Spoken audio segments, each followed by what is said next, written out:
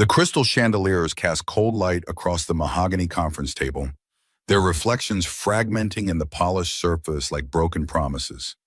Jack Harlow adjusted his tie, the silk fabric feeling like a noose against his combat-trained neck. The top-floor boardroom of Monarch Holdings towered 47 stories above Manhattan, its glass and steel facade reflecting the ambitions and betrayals that played out within. 6 months of civilian clothes hadn't erased the hyper-vigilance that kept him alive through 3 tours with SEAL Team 6. Something was wrong. His eyes swept the room methodically the same way he had once cleared buildings in Kandahar. The security guard by the east door wore an earpiece with a Motorola connector, but Monarch's standard issue was Blackwell. The guard's stance was all wrong, too weight forward on the balls of his feet, hand positioned for quick draw, rather than the relaxed posture of corporate security. These weren't professionals trained to de-escalate. They were predators waiting to strike. Jack's gaze lingered on the security cameras. One by one, their red recording lights blinked out, dying in sequence like stars at dawn. His pulse remained steady. Elevated threat conditions were familiar territory. What sent ice through his veins was knowing his 7-year-old daughter Lily was 17 floors below in the building's childcare center.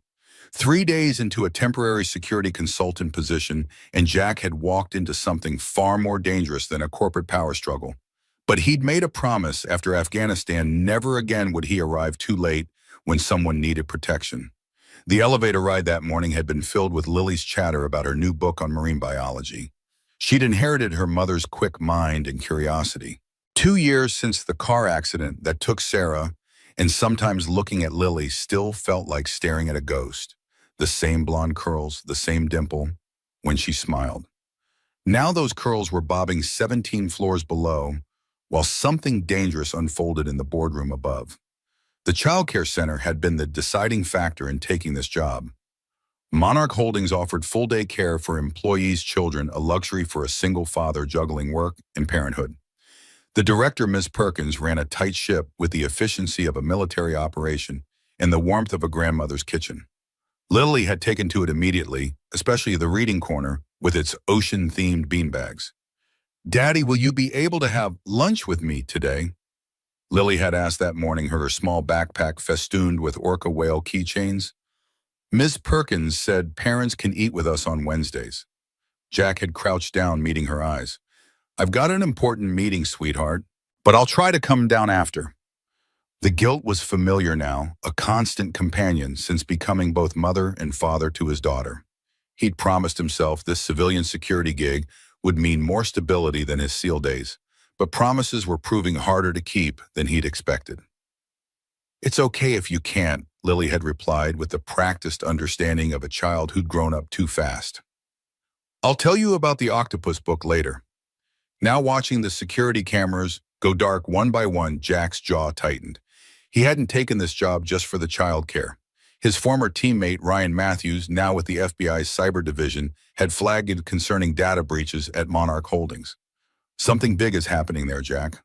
We need eyes inside someone who can spot trouble before it hits the fan. Official channels are too slow." As Jack scanned the room, he noted the key players taking their seats. Maxwell Reed sat directly across from the CEO's empty chair, his steel gray suit matching the cold calculation in his eyes. At 40, Reed carried himself with the arrogance of old money and new ambition. As Monarch's second-largest shareholder, he'd made no secret of his belief that he should be running the company instead of Elaine Monarch. Dennis Palmer, the company's legal counsel, shuffled papers with practiced nervousness. His thinning hair and rumpled appearance concealed a mind that had found every loophole in corporate governance for whoever paid the highest retainer. Today he sat closer to Reed than his assigned seat, a small detail that spoke volumes.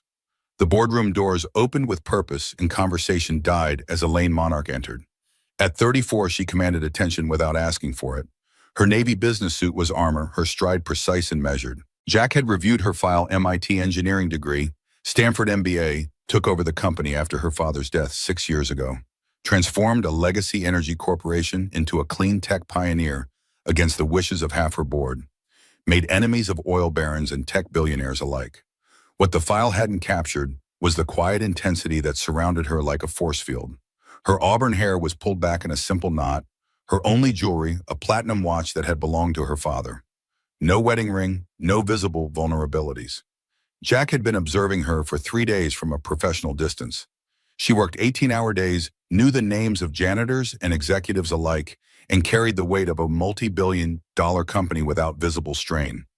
But there was something else beneath the polished exterior, a wariness in how she held herself like someone who'd learned the hard way not to trust easily. He recognized that particular scar because he carried the same one. "Good morning." Elaine's voice cut through the murmurs, neither cold nor warm, just authoritative. "I understand this emergency meeting was called to address concerns about the Palmer Project launch. I'll remind everyone that this boardroom operates under Monarch Holdings' confidentiality protocols." Her eyes swept the room, pausing briefly on Jack before continuing. He'd been introduced as a temporary security consultant brought in to assess vulnerabilities before the Palmer Project launch. What she didn't know was that he was also searching for whoever had been funneling proprietary data to competitors. Maxwell Reed cleared his throat, straightening papers that didn't need straightening. "Before we begin, I'd like to question the presence of temporary staff at a confidential board meeting." His gaze fixed on Jack with the thinly veiled contempt the wealthy often reserved for those they considered hired help. "Mr. Harlow is conducting a comprehensive security assessment of all executive functions," Elaine replied without hesitation. Given the sensitive nature of the Palmer Project, his insights on potential vulnerabilities are relevant to today's discussion. Jack maintained a neutral expression. His resume listed his military background and security expertise, but not the real reason he was there. The boardroom politics were just background noise to his true mission, identifying who was stealing Monarch's breakthrough solar energy storage technology. The Palmer Project represented the holy grail of renewable energy, a battery system that could store solar energy at unprecedented efficiency, making fossil fuels economically obsolete. The patents alone were worth billions, and the global impact would be measured in trillions, which made it a prime target for corporate espionage. "Very well," Reed's lip curled slightly, "though I question the timing given the legal complications that have arisen." Dennis Palmer shuffled forward, adjusting his glasses. "Yes. Well, as I was explaining in my memo, we've identified significant regulatory concerns with the Palmer Project timeline. There are liability issues that require immediate action." Jack watched Elaine's face. Not a flicker of surprise. She'd been expecting this. "Interesting, Dennis, considering the legal department cleared all regulatory hurdles last month." Her voice remained level, but Jack noticed her right hand, the one below table level, had clenched slightly. "Perhaps you could explain what's changed since your team's written approval on the 15th. Palmer's eyes darted to Reed so quickly most would miss it, but Jack wasn't most people. The room's tension shifted, becoming something sharper. "New information has come to light regarding potential patent infringement claims."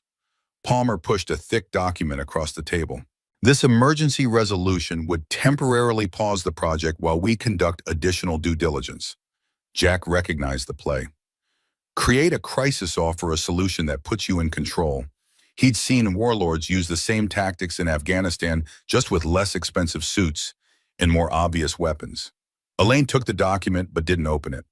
And the urgency is such that proper notice to all board members was impossible. Elizabeth and James are attending virtually because they're currently on different continents. As if on cue, the large display screens flickered to life, showing two board members calling in.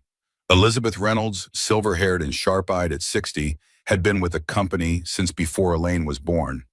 James Chen, 45, joined from a Tokyo hotel room, despite it being 2 a.m. local time. "The timing is unfortunate," Reed interjected smoothly, "but markets wait for no one. Our sources indicate a competitor may announce similar technology within days. We must protect shareholder value." Jack's focus shifted to the security guards. 3 more had entered, positioning themselves at strategic points around the room.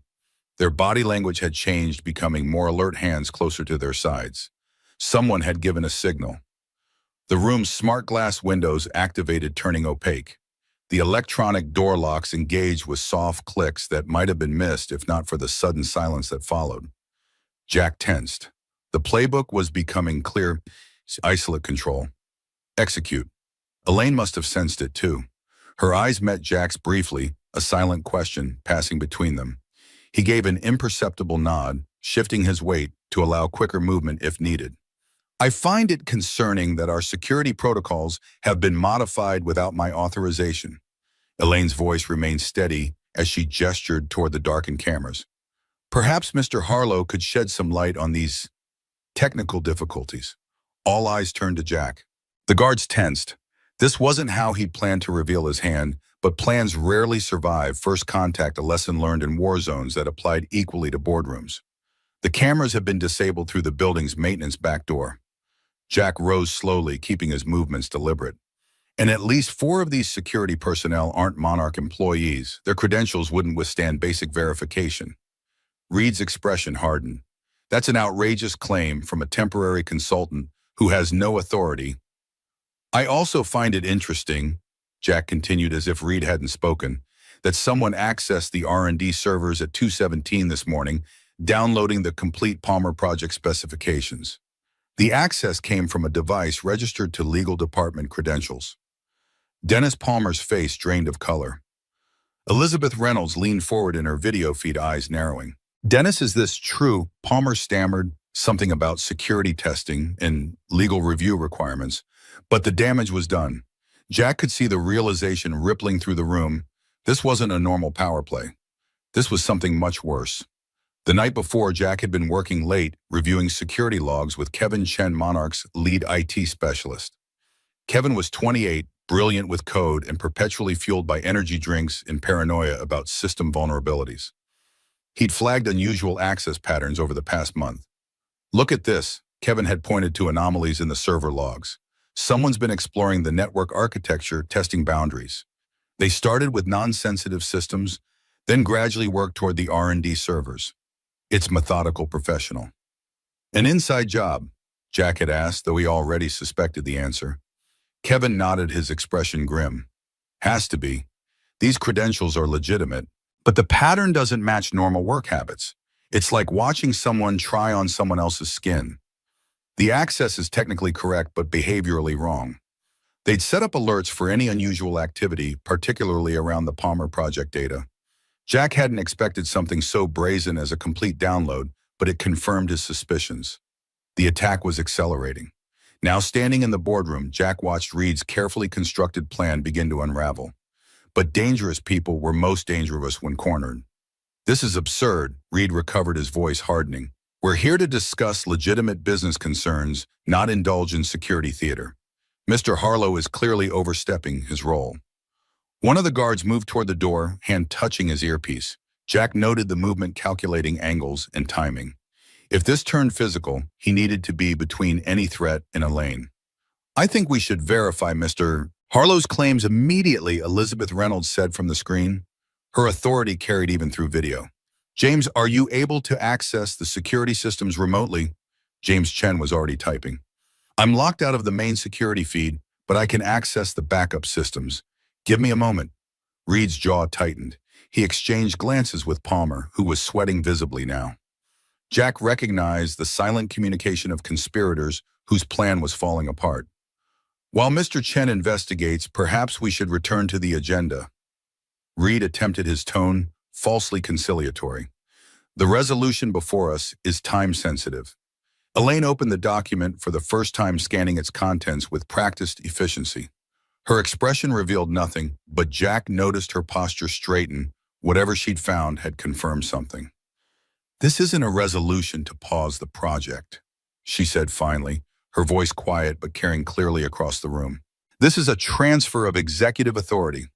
It would remove me as CEO and install an emergency management committee headed by you, Maxwell. The room went still.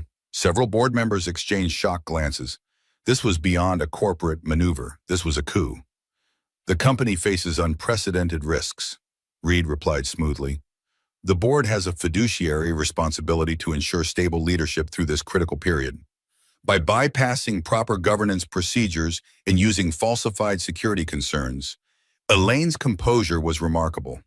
That seems less like fiduciary responsibility and more like opportunistic theft. Jack kept his focus split between Reed and the security guards, who were growing increasingly agitated as the confrontation escalated. The guard by the main door was receiving instructions through his earpiece, his expression hardening. Whatever was coming would happen soon. James Chen's voice cut through the tension.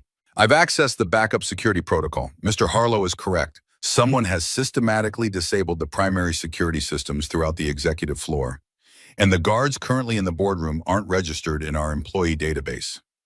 Reed's carefully controlled facade cracked. This is a waste of time. The resolution requires immediate action. It requires a legitimate vote. Elizabeth Reynolds interrupted, her voice steel. And I, for one, will not vote on anything until we understand why unauthorized personnel have locked down this meeting and why our legal counsel was accessing restricted data in the middle of the night. The guard by the door made his move, pulling a device from his pocket and activating it. The video screens went black. Elizabeth and James disappeared, cut off from the meeting. I'm afraid we've had a communications failure, Reed announced, all pretense gone from his voice. Now, Ms. Monarch, I suggest you sign the resolution. The longer this takes, the more complicated things become. Jack had seen enough. The threat was clear, the hostility undisguised. He moved with deliberate calm, positioning himself beside Elaine's chair. I suggest everyone take a breath and consider their next move very carefully. Reed's laugh held no humor. And what exactly do you think you are going to do, Mr. Harlow? You're one man against a security team. Former Navy SEAL against untrained thugs in rented uniforms, Jack corrected mildly. But more importantly, I'm someone who's already alerted actual security to the situation. Sarah Davis has initiated building lockdown protocols focusing on protecting key areas like the childcare center. The mention of Sarah Davis changed the atmosphere instantly. As Monarch's senior security director and wife of Jack's former SEAL teammate, she had been his first contact upon taking the consulting job. What Reed didn't know was that Sarah had been quietly investigating security anomalies for weeks, building a case, but lacking the smoking gun they now had. Reed's expression flickered at the mention of the childcare center, a micro-expression of calculation that sent warning bells ringing in Jack's mind. The guard nearest Reed touched his earpiece again, listening, then gave a slight nod. Reed's smile returned colder than before. He reached for his phone, swiping to an image that made Jack's blood freeze. It showed Lily in the childcare center, taken from an angle that suggested surveillance from inside the room. Accidents happen in buildings every day. Reed said, his voice dropping to a whisper that carried more menace than any shout.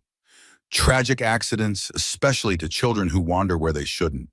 The temperature in the room seemed to drop 10 degrees. Jack's hands clenched into fists, every combat instinct screaming to neutralize the threat.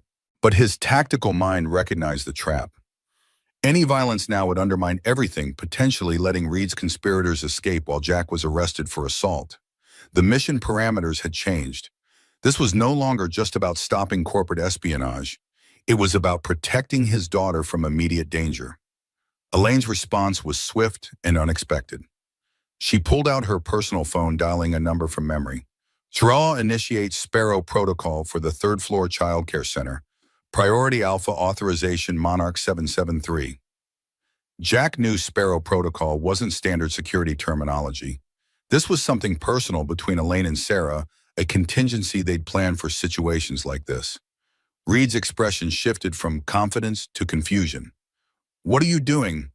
Ensuring that your leverage disappears, Elaine replied evenly, meeting his gaze without flinching. Sparrow protocol means the childcare center is now in full lockdown with Sarah's most trusted team. Your people won't get within 50 feet of any child in this building. For the first time, uncertainty flashed across Reed's face. Jack felt a surge of something unexpected, admiration for the CEO's foresight and courage under pressure. She'd anticipated threats might extend to the vulnerable and had planned accordingly. You're bluffing, Reed recovered, though his confidence seemed forced now. Davis doesn't have the authority. Sarah Davis's husband was Michael Davis, Navy SEAL Team 4. Elaine cut him off, her voice quiet but carrying weight that silenced the room. Killed in action 3 years ago. After his death, I established an education fund for their children and ensured she had a position where her skills were valued.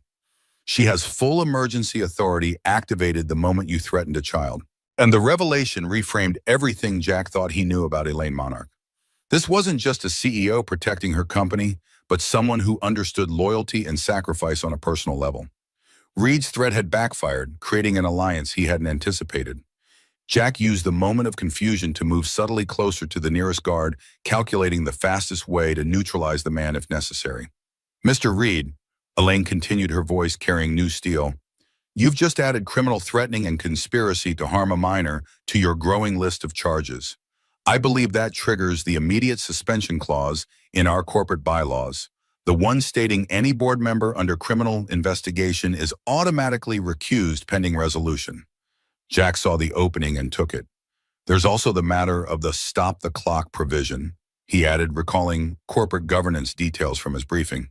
When there's evidence of coercion or threats during a board meeting, any member can invoke immediate suspension of proceedings pending ethics review. I invoke that provision, came a voice from the end of the table.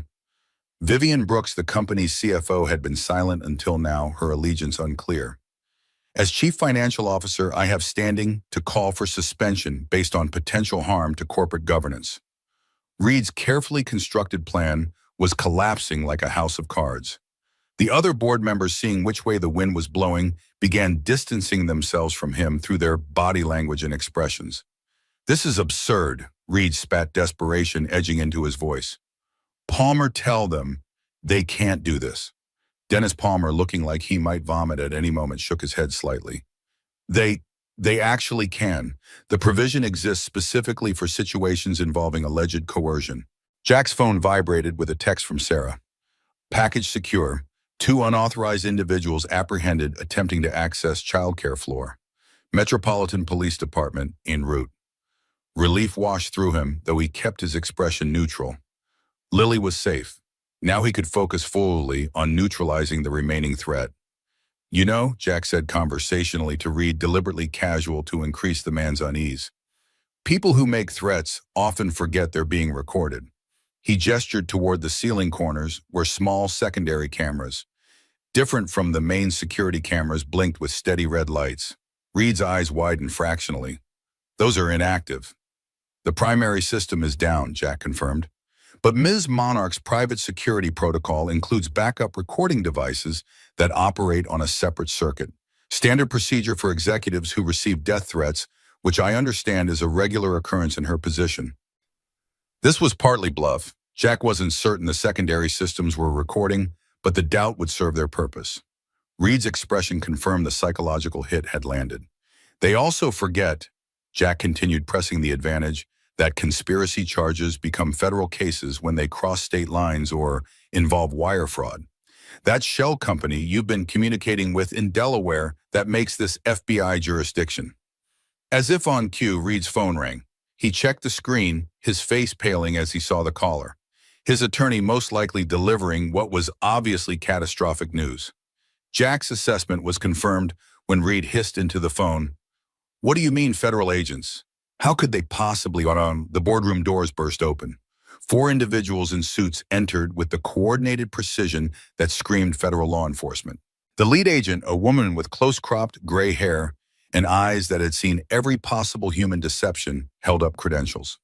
Special Agent Rebecca Chen, FBI. Maxwell Reed, Dennis Palmer. We have warrants for your arrest on charges of conspiracy to commit corporate espionage, wire fraud, and interstate transmission of stolen trade secrets. The remaining guards, realizing they were outmatched, raised their hands slowly. One attempted to reach for something in his jacket, but Jack was already there, his hand clamping around the man's wrist with crushing force. I wouldn't, Jack advised quietly, applying precisely the right amount of pressure to a nerve cluster. The man gasped, his knees buckling. Jack relieved him of a taser disguised as a mobile phone, handing it to the nearest FBI agent. As the agents methodically secured the room reading rights and applying handcuffs, Jack turned to Elaine. Her composure had held through the entire confrontation, but now he could see the slight trembling in her hands, not fear, but the aftermath of adrenaline. Are you all right? He asked quietly. His voice pitched for her ears alone. She nodded once, a controlled gesture that matched her public persona, but her eyes told a different story. Relief mingled with anger and something else he couldn't quite identify. Thank you for your intervention, she replied, equally quiet, though I suspect there's more to your presence here than a routine security consultation. Jack considered his options. His cover was effectively blown, and after what they'd just been through, she deserved the truth. The FBI has been tracking technology theft from several clean energy companies, he explained.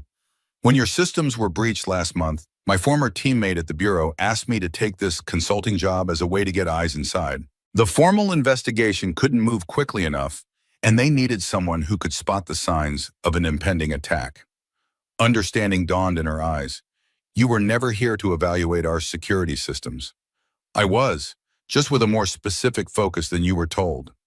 Jack watched as Reed was escorted from the room, the fallen executive's face a mask of cold fury. I'm sorry for the deception. Elaine's gaze followed Reed, her expression hardening. Don't be. Without you here today, I might have lost my company.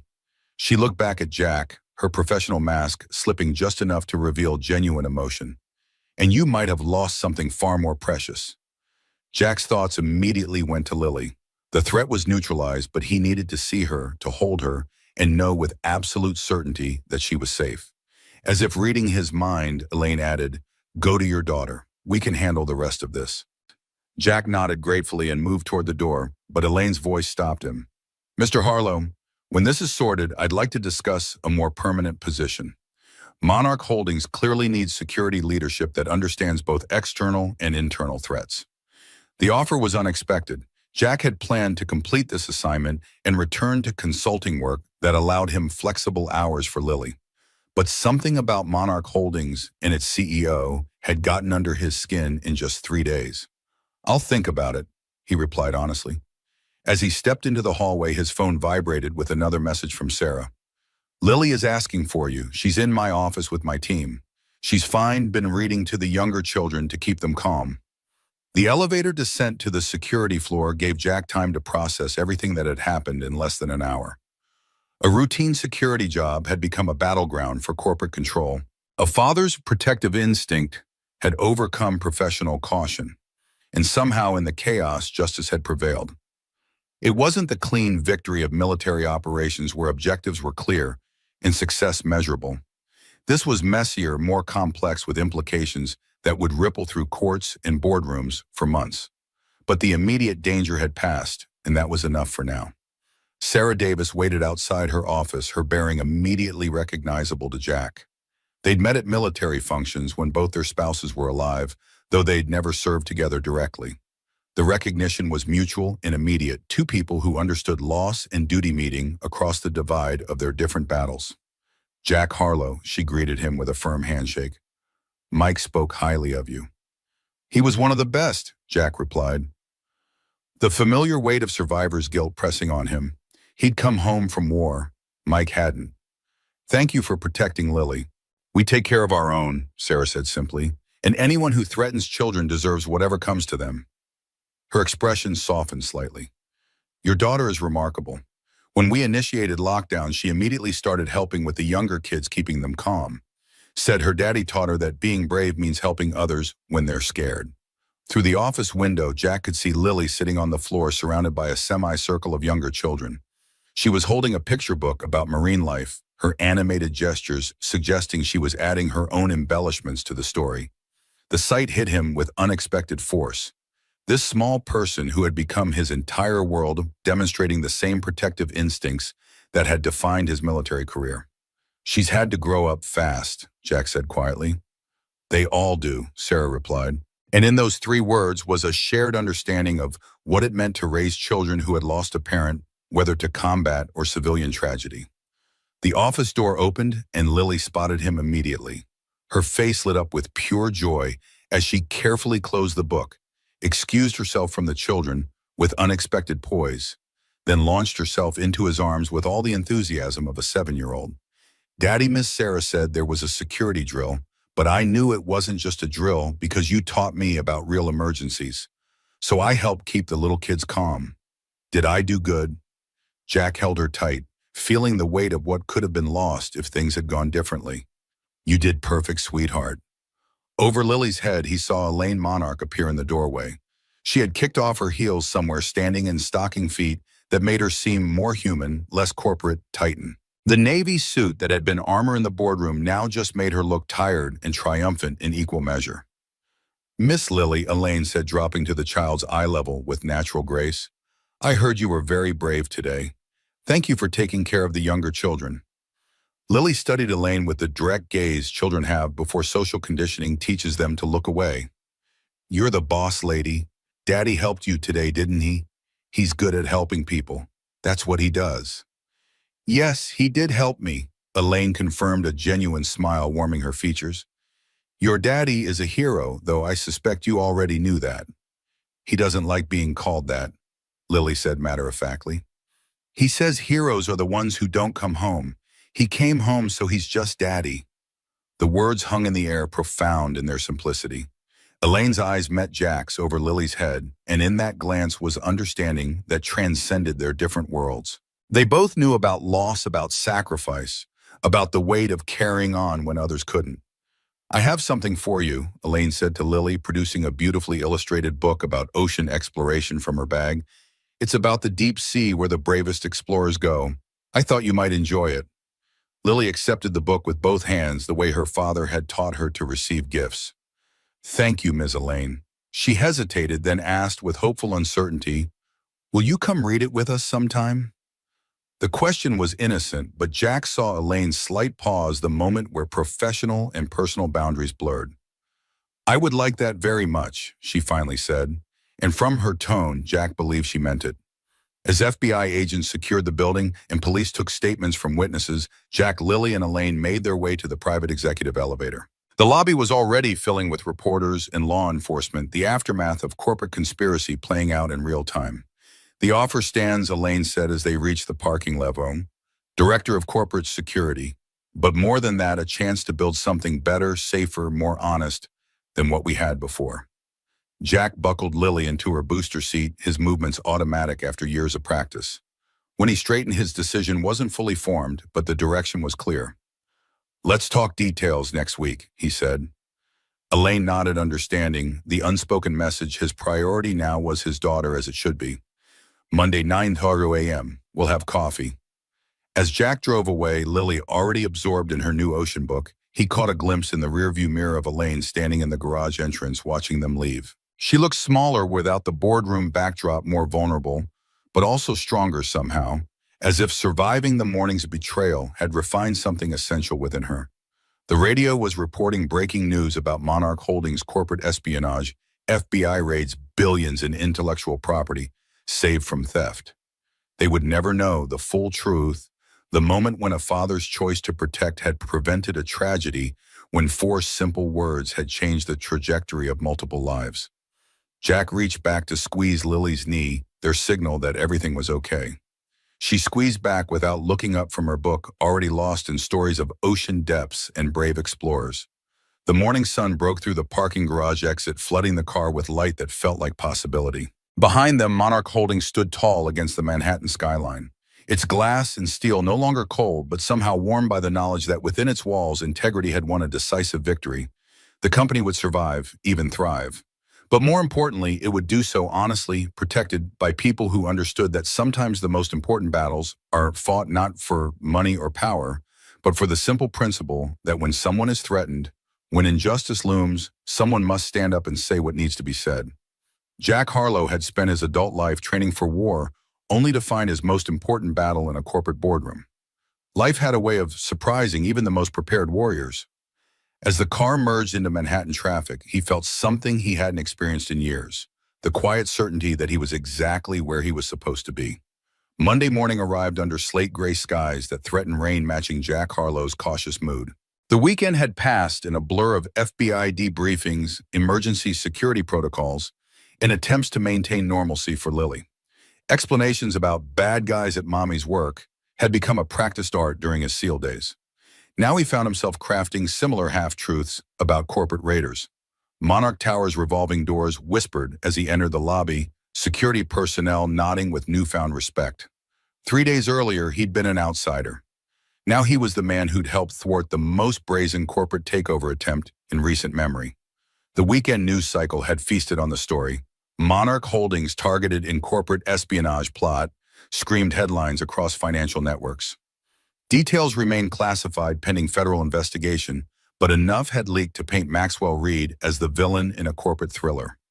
Stock prices had initially plummeted, then surged as investors recognized the value of technology worth stealing. The executive elevator required new credentials. Jack's temporary badge replaced with permanent security clearance. The weight of responsibility settled on his shoulders as the doors closed. He hadn't formally accepted Elaine's offer yet, but his presence this morning spoke volumes. 47 floors above Manhattan Monarch's executive suite hummed with tension. Staff moved with purpose, conversations hushed. The aftermath of betrayal lingered like smoke after fire. Trust once broken couldn't be repaired with a single victory. Jack? Sarah Davis approached from the Security Command Center, tablet in hand. Dark circles beneath her eyes suggested she'd barely slept since Friday's events. The teams assembled in Conference Room B. Kevin's discovered something you need to see.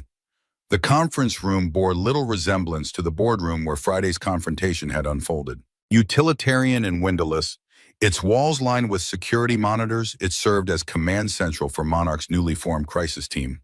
Kevin Chen hunched over 3 laptops, fingers flying across keyboards with practiced efficiency. His usual energy drink collection had doubled, suggesting an all-weekend coding marathon. "I've been backtracing the intrusion points," Kevin began without preamble as Jack entered. "The breach goes deeper than we thought." Reed wasn't working alone. The monitors displayed network diagrams, red lines highlighting unauthorized access paths through Monarch systems. Kevin pulled up server log sections highlighted in alarming crimson. "See these access timestamps? Multiple entry points, different credentials, but synchronized timing. This was coordinated across departments." Jack studied the data, the familiar coldness of betrayal settling in his gut. "How many insiders are we looking at?" "At least 3, maybe 4. Kevin enlarged one section of data. "Legal department credentials we know came from Palmer. But there's also someone in finance, someone in operations, and these admin-level accesses that could only come from executive support staff." Sarah crossed her arms, military posture betraying her tension. "Someone close to Elaine." The implications hung heavy. Not just corporate espionage, but personal betrayal. Someone Elaine trusted had sold her out. "Where is she now?" Jack asked. "Emergency board meeting." Sarah checked her watch. "Damage control with the remaining members. Elizabeth Reynolds flew in from London last night to lead the restructuring." The door opened as if on cue. Elaine entered, followed by an elegant, silver-haired woman whose bearing suggested authority earned through decades of experience. Elizabeth Reynolds carried herself with the quiet confidence of someone who had broken glass ceilings before the term existed. "Mr. Harlow." Elizabeth extended her hand. Her grip was firm, her gaze evaluative. "I understand we owe Friday's resolution largely to your intervention. The board has authorized me to offer you any resources necessary to secure our company." Jack accepted the handshake, recognizing the weight of trust being extended. "We've identified additional security concerns." Kevin's found evidence of multiple insider threats still active within the organization. Elaine's expression remained composed, but Jack caught the momentary tightening around her eyes. Another betrayal, another knife in the back. Yet she remained standing, shoulders straight. "Show me," she said simply. Kevin walked them through his findings, technical jargon simplified for non-specialists. The attack pattern revealed a sophisticated operation targeting not just the Palmer Project technology, but Monarch's entire corporate structure. They weren't just stealing technology. Kevin highlighted financial records showing subtle irregularities. They were positioning for a complete hostile takeover. These transactions would have devalued key assets, making the company vulnerable to acquisition at a fraction of its worth. Elizabeth's expression hardened. "Atlas Global. They've been circling us for years." Jack had researched Atlas during the weekend. A multinational energy conglomerate with tentacles in oil, gas, and coal, they had actively fought against renewable energy advancements. The Palmer Project represented an existential threat to their business model. "Reed was their point man," Elizabeth continued, "but clearly not their only asset. We need to identify everyone involved before they can regroup." Elaine had been silent, absorbing the information with the detachment of a surgeon evaluating a particularly complex case. Now she turned to Jack. "You haven't officially accepted my offer yet, but I need an answer today. Monarch needs leadership that understands both external and internal threats." The unspoken question hung between them. Was he in or out? Jack thought of Lily, of promises made about stability and safety. He thought of war zones halfway across the world of battles fought for abstractions like freedom and democracy. Here was a different kind of war fought in boardrooms and server rooms, but with stakes just as high. I'll need complete authority over security operations, Jack replied. No exceptions, no corporate politics, no compromised access points, and a schedule that accommodates my daughter's needs. Elaine and Elizabeth exchanged glances. A silent communication passed between them, decades of corporate experience weighing against immediate security needs. Done, Elaine said finally. I'll have HR prepare the paperwork immediately. Elizabeth nodded her approval. I'll ensure the board understands this is non-negotiable. Security supersedes conventional reporting structures until this crisis is contained. With that, Jack Harlow became Monarch Holdings' Director of Corporate Security. The transition from consultant to executive happened with the swift decisiveness that crisis demanded. By noon, he had an office adjacent to both Elaine's suite and Sarah's Security Operations Center, bridging the gap between executive leadership and tactical response. His first official act was ordering a complete lockdown of all sensitive systems. Compartmentalization protocols. He instructed Kevin and the IT security team. No one accesses anything beyond their immediate needs. Every request gets logged, verified, and monitored in real time. The measures weren't popular. Department heads protested the restrictions, middle managers complained about efficiency impacts, and even board members balked at new verification requirements. Jack weathered the objections with the impassive resolve of someone who had faced far worse than corporate annoyance. These protocols remain in place until every insider threat is identified and neutralized. He informed the executive committee that afternoon, the alternative is another breach that could destroy the company entirely. By late afternoon, the new security measures had already yielded results. Kevin appeared at Jack's office door, tablet clutched like a lifeline. We've got something. The finance access came from Vivian Brooks' credentials, but the usage pattern doesn't match her regular behavior. Vivian Brooks, the CFO who had sided with Elaine during Friday's confrontation, invoking the stop-the-clock provision that helped derail Reed's takeover attempt. Either her credentials had been compromised or her apparent alliance had been the perfect cover. Where is she now? Jack asked. In her office, scheduled meetings until 6. Keep monitoring, don't alert her. Jack rose from his desk. And pull everything you can find on her communications with Reed over the past 3 months. As Jack headed toward the executive wing, his phone vibrated. A text from Lily's after-school program. Ms. Monarch visited today, brought special ocean books for Marine Science Week. Lily very excited. Hope that's okay. Jack paused mid-stride. Elaine had visited the childcare center. The gesture was unexpected, especially given the crisis engulfing the company. Something about it touched him in ways he wasn't prepared to examine. He texted back a quick affirmative, then continued toward Vivian Brooks' office. The CFO's domain occupied prime corner real estate with floor-to-ceiling windows offering panoramic views of Manhattan. Vivian herself presented the polished image of financial authority, tailored charcoal suit, silver-streaked, dark hair, cut in a precise bob, reading glasses perched on a chain around her neck. She looked up as Jack entered, her expression neutral but evaluative. Mr. Harlow, I was wondering when you'd make your way to finance. Your security protocols have my analysts working overtime to comply. Jack closed the door behind him, noting the subtle shift in her posture. That's the point of compartmentalization. Makes everyone work a little harder to access what they need. Separates convenience from necessity. Efficient operations require smooth information flow. Vivian countered, removing her glasses. Security and functionality need to balance. Balance becomes a luxury during active security breaches. Jack remained standing, deliberately positioning himself between Vivian and the door, especially when those breaches originate from executive credentials. The faintest flicker crossed Vivian's expression, not guilt, but calculation. She was measuring responses, weighing options. Jack recognized the look from interrogations in dusty rooms halfway around the world. People weighing lies against truth, calculating which offered the better chance of survival. Vivian leaned back slightly. If you're implying my systems have been compromised, I'd appreciate specific details so my team can address vulnerabilities. Your credentials accessed R&D servers at 3:42 a.m. last Tuesday, again at 2:17 a.m. Thursday, and your encryption keys were used to extract financial modeling data for the Palmer project on 3 separate occasions. Jack watched her face carefully. Either you keep vampire hours or someone's using your access without authorization. My credentials are stored in a secure password manager, Vivian replied without hesitation.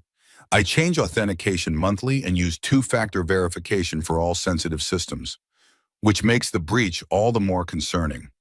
Vivian's eyes narrowed slightly. You think I'm working with Reed? I think someone with your access level extracted data that nearly destroyed this company, Jack corrected. What I don't know yet is whether it was you or someone impersonating you. The CFO stood matching Jack's direct approach. I've been with Monarch for 15 years, Mr. Harlow. I helped Arthur Monarch build this company's financial structure, and I supported Elaine when half the board thought a 34-year-old woman couldn't lead a multi-billion-dollar corporation. My loyalty isn't in question. Everyone's loyalty is in question until proven otherwise. Jack maintained eye contact, looking for micro-expressions that might reveal deception. The digital evidence points to your credentials. I need access to your devices, accounts, and complete activity logs for the past 30 days. Vivian didn't flinch. You'll have them within the hour, and when you find nothing, I expect a formal acknowledgement that I've been cleared. Fair enough? Something in Vivian's confidence gave Jack pause. Either she was an exceptional liar or she genuinely believed her systems were secure. He'd encountered both types before. Jack left finance with more questions than answers. His instincts told him Vivian wasn't directly involved, but something didn't add up. If her credentials had been compromised, how had the attackers bypassed multiple security layers? The answer came from an unexpected source. As Jack headed back to the security center, Elaine's executive assistant intercepted him in the hallway. Thomas Richards was in his mid-30s, immaculately dressed, and perpetually organized, the perfect counterbalance to a CEO's chaotic schedule. Mr. Harlow, do you have a moment? Thomas glanced around, uncharacteristic nervousness breaking through his professional demeanor. There's something you should see, privately. They ducked into an empty conference room. Thomas produced a tablet, fingers trembling slightly as he unlocked it. I was organizing Ms. Monarch's schedule for the Palmer project announcement when I noticed some inconsistencies in the system timestamps. Look at these calendar entries. The tablet displayed Elaine's executive calendar, specific meetings highlighted. These block periods were added to her schedule, directly bypassing my normal process. I thought perhaps she'd added them herself, but when I checked the access logs, Jack studied the screen, understanding dawning. The entries came from Vivian's account. Thomas nodded. But Ms. Brooks never accesses the executive calendar directly. That's not her process. She sends schedule requests through proper channels. When did this start? 3 months ago, right after the quarterly board meeting where the Palmer project received initial funding approval. The timing aligned perfectly with the first detected security breaches. Jack's mind raced through implications. Thomas, has anyone unusual had access to the executive floor recently? IT support, maintenance, anyone who might have had physical proximity to Ms. Brooks's devices? Thomas considered the question, brow furrowed in concentration. There was a technical issue with the executive suite's climate system about 3 months ago. Facilities management brought in an outside contractor because our regular team couldn't identify the problem.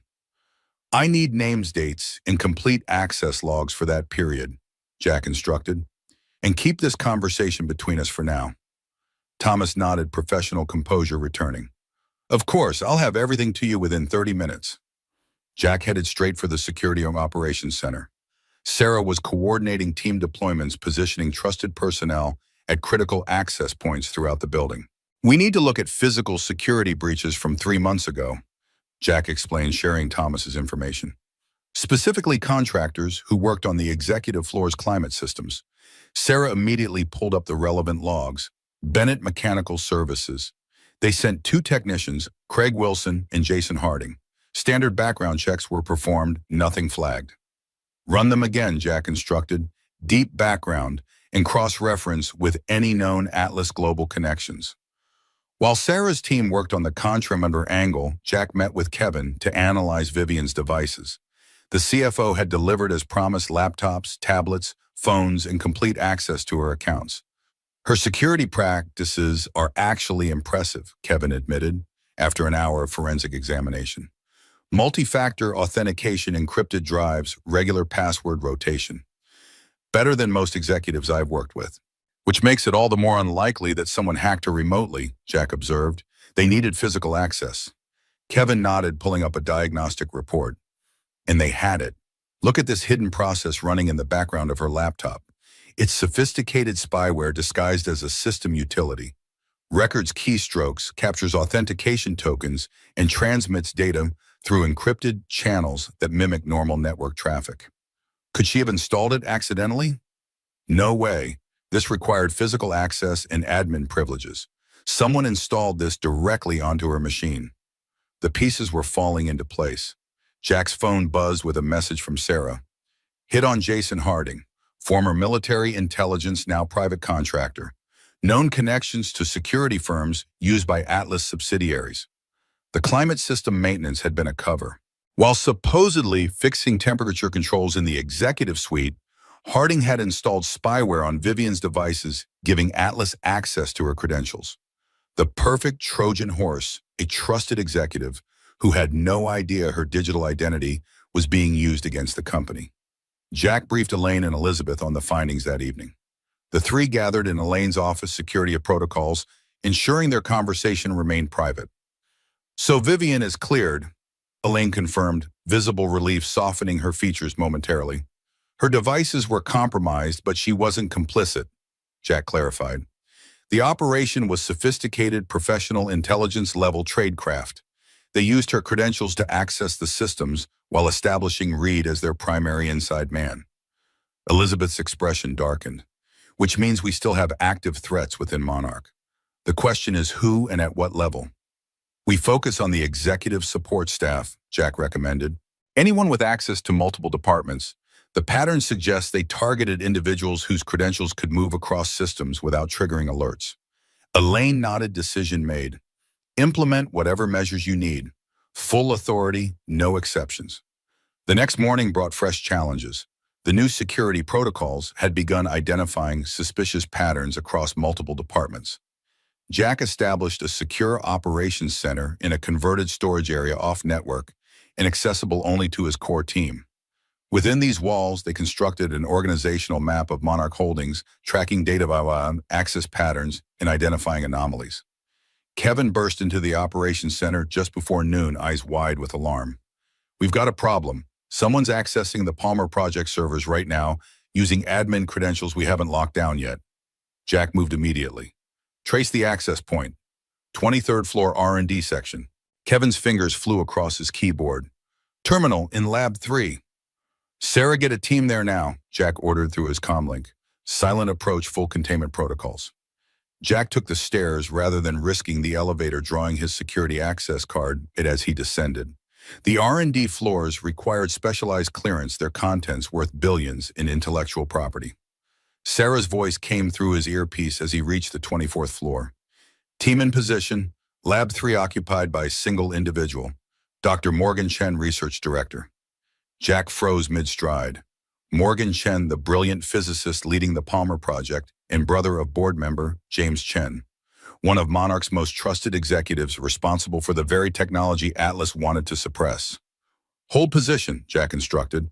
I'm approaching from the secondary entrance. Lab 3 occupied the northwest corner of the R&D floor, its glass walls offering views of both the laboratory equipment within and the Manhattan skyline beyond. Morgan Chen sat at a central workstation, multiple screens displaying complex data models of the Palmer Project battery technology. Jack entered silently through the rear door, security team members positioned at all exits. Chen didn't notice his approach, absorbed in the data scrolling across his screens. Only when Jack was directly behind him did the researcher sense another presence, spinning his chair with a startled expression. Mr. Harlow, Chen began, confusion evident. Is there a problem? I wasn't notified of any security checks today. Jack noted the open server connections on Chen's monitors. Active data transfers in progress, sending Palmer Project specifications to an external location. Dr. Chen, I need you to step away from the workstation, Jack instructed calmly. We have a security protocol in progress. Chen hesitated, glancing at his screens. I'm in the middle of critical simulations for next week's demonstration. This can't wait. The data transferred to an external server can wait, Jack corrected, nodding toward the monitor displaying the active connection. That's not part of any authorized protocol. Chen's expression shifted alarm replacing confusion. What transfer? I didn't authorize any external connections. Either Chen was an exceptional actor or he was genuinely unaware of the data being extracted through his credentials. Jack made a split-second assessment based on the researcher's body language and eye movement patterns. Chen appeared genuinely confused, not guilty. Someone's using your access to extract Palmer Project data, Jack explained, gesturing for Sarah's team to secure the room. I need to lock down your station and trace the connection. Kevin arrived moments later, breathing heavily from the stairs. He immediately went to work on Chen's terminal, fingers flying across the keyboard as he traced the data pathway. It's being routed through multiple proxy servers, Kevin reported. Sophisticated encryption. Whoever set this up knows what they're doing. Can you stop the transfer? Jack asked. Already done, Kevin confirmed, but they got approximately 60% of the core specifications before I cut the connection. Chen had gone pale, the implications sinking in. Someone's stealing my work, but how my credentials are biometric and token authenticated. Kevin pointed to a small device barely visible beneath Chen's workstation. Hardware keylogger with wireless transmission capability. Captures everything, including authentication sequences. Professionally installed, virtually undetectable, unless you're specifically looking for it. When was your workstation last serviced? Jack asked. Chen thought for a moment. IT's support came through last week. Routine system updates, they said, standard procedure before the project demonstration. Who specifically worked on your system? Alan Foster. He's been our R&D support specialist for years. Jack and Sarah exchanged glances. Another trusted insider, another vulnerability exploited. I need to find Foster now, Jack instructed Sarah. Lock down all his access and prepare a containment team. Kevin, stay with Dr. Chen and secure all R&D systems. No one accesses anything until we've cleared every workstation. The hunt for Alan Foster proved short-lived. Security cameras showed him leaving the building 30 minutes earlier, shortly after the data transfer began. His access card had been used to exit through a secondary loading dock, bypassing the main lobby's more extensive security.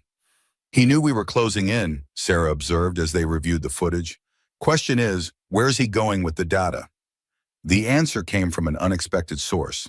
Elaine appeared at the operations center, tablet in hand.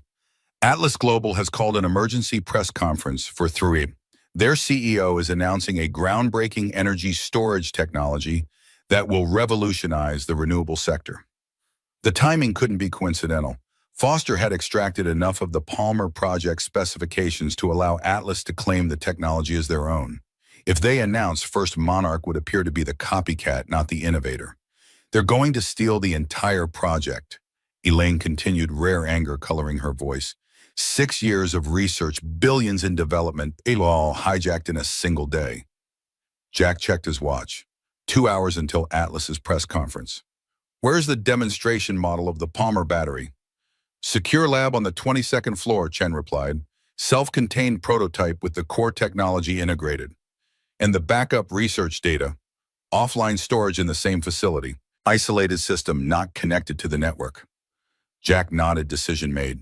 We need to move up our timeline. Monarch announces the Palmer project today with working demonstration before Atlas can stake their claim. Elaine's eyes widened. The announcement was scheduled for next week. We're not prepared for a public reveal. If we wait, Atlas defines the narrative, Jack countered. They position themselves as the innovators and Monarch as the followers. Market perception matters as much as legal reality. Elizabeth Reynolds, who had joined them midway through the discussion, nodded her agreement. Jack's right. I've seen this playbook before. They're counting on our scheduled timeline. We need to disrupt their expectations. Elaine considered the options, CEO instincts, weighing risk against necessity. A hastily organized press event will raise questions. Better than allowing a competitor to steal your thunder and your technology, Jack replied. Dr. Chen, can the prototype be prepared for demonstration within 90 minutes? Chen nodded, professional pride evident. The system is functional, not polished for public display, but it works. That's all we need, Jack assured him. Proof of concept with Monarch's name attached before Atlas can claim it.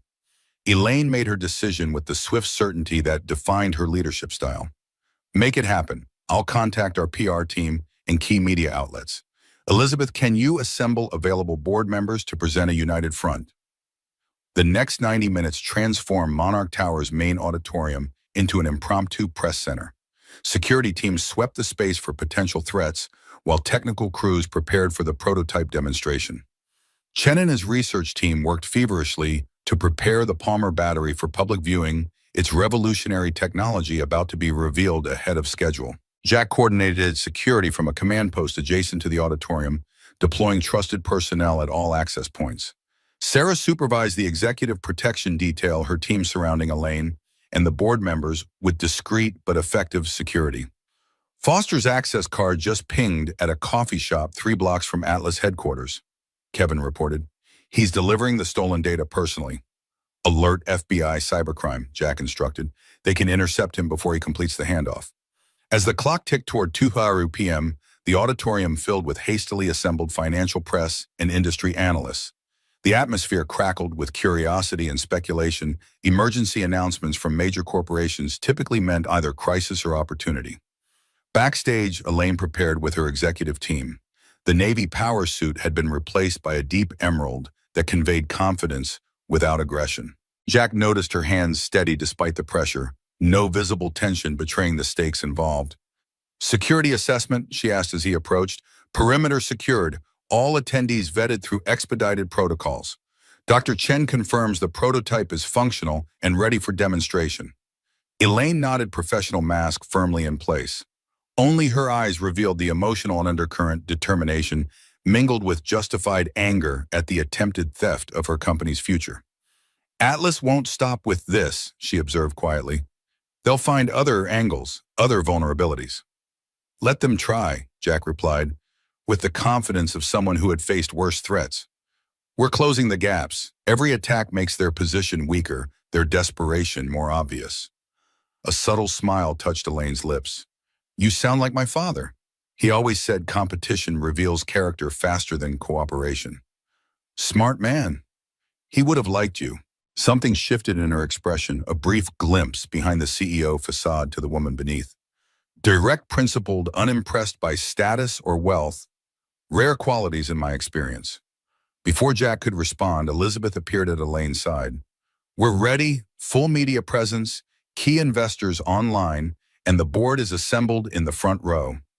The moment had arrived. Jack resumed his position near the stage entrance, scanning the audience for potential threats while monitoring security updates through his earpiece. The auditorium lights dimmed as Elaine stepped onto the stage, her presence immediately commanding attention. Good afternoon. Thank you for joining us on such short notice. Her voice carried naturally, requiring no artificial amplification to fill the space. Today, Monarch Holdings is proud to announce a technological breakthrough that will transform the global energy landscape. As Elaine outlined the Palmer Project's capabilities, Jack received an urgent update from Kevin. Foster intercepted by FBI. Data secured before handoff. Atlas executives in custody for questioning. A small victory in the larger war, but significant nonetheless. Atlas's press conference would now be derailed by federal agents rather than triumphant announcements. On stage, Dr. Chen joined Elaine to demonstrate the prototype. The Palmer battery, surprisingly compact given its capabilities, powered up indicators showing its revolutionary storage capacity. The audience murmured with increasing excitement as Chen explained how the technology would make renewable energy viable for large-scale implementation. This isn't just an incremental improvement, Elaine concluded. This is a paradigm shift in how we power our world, and Monarch Holdings is proud to lead that transformation.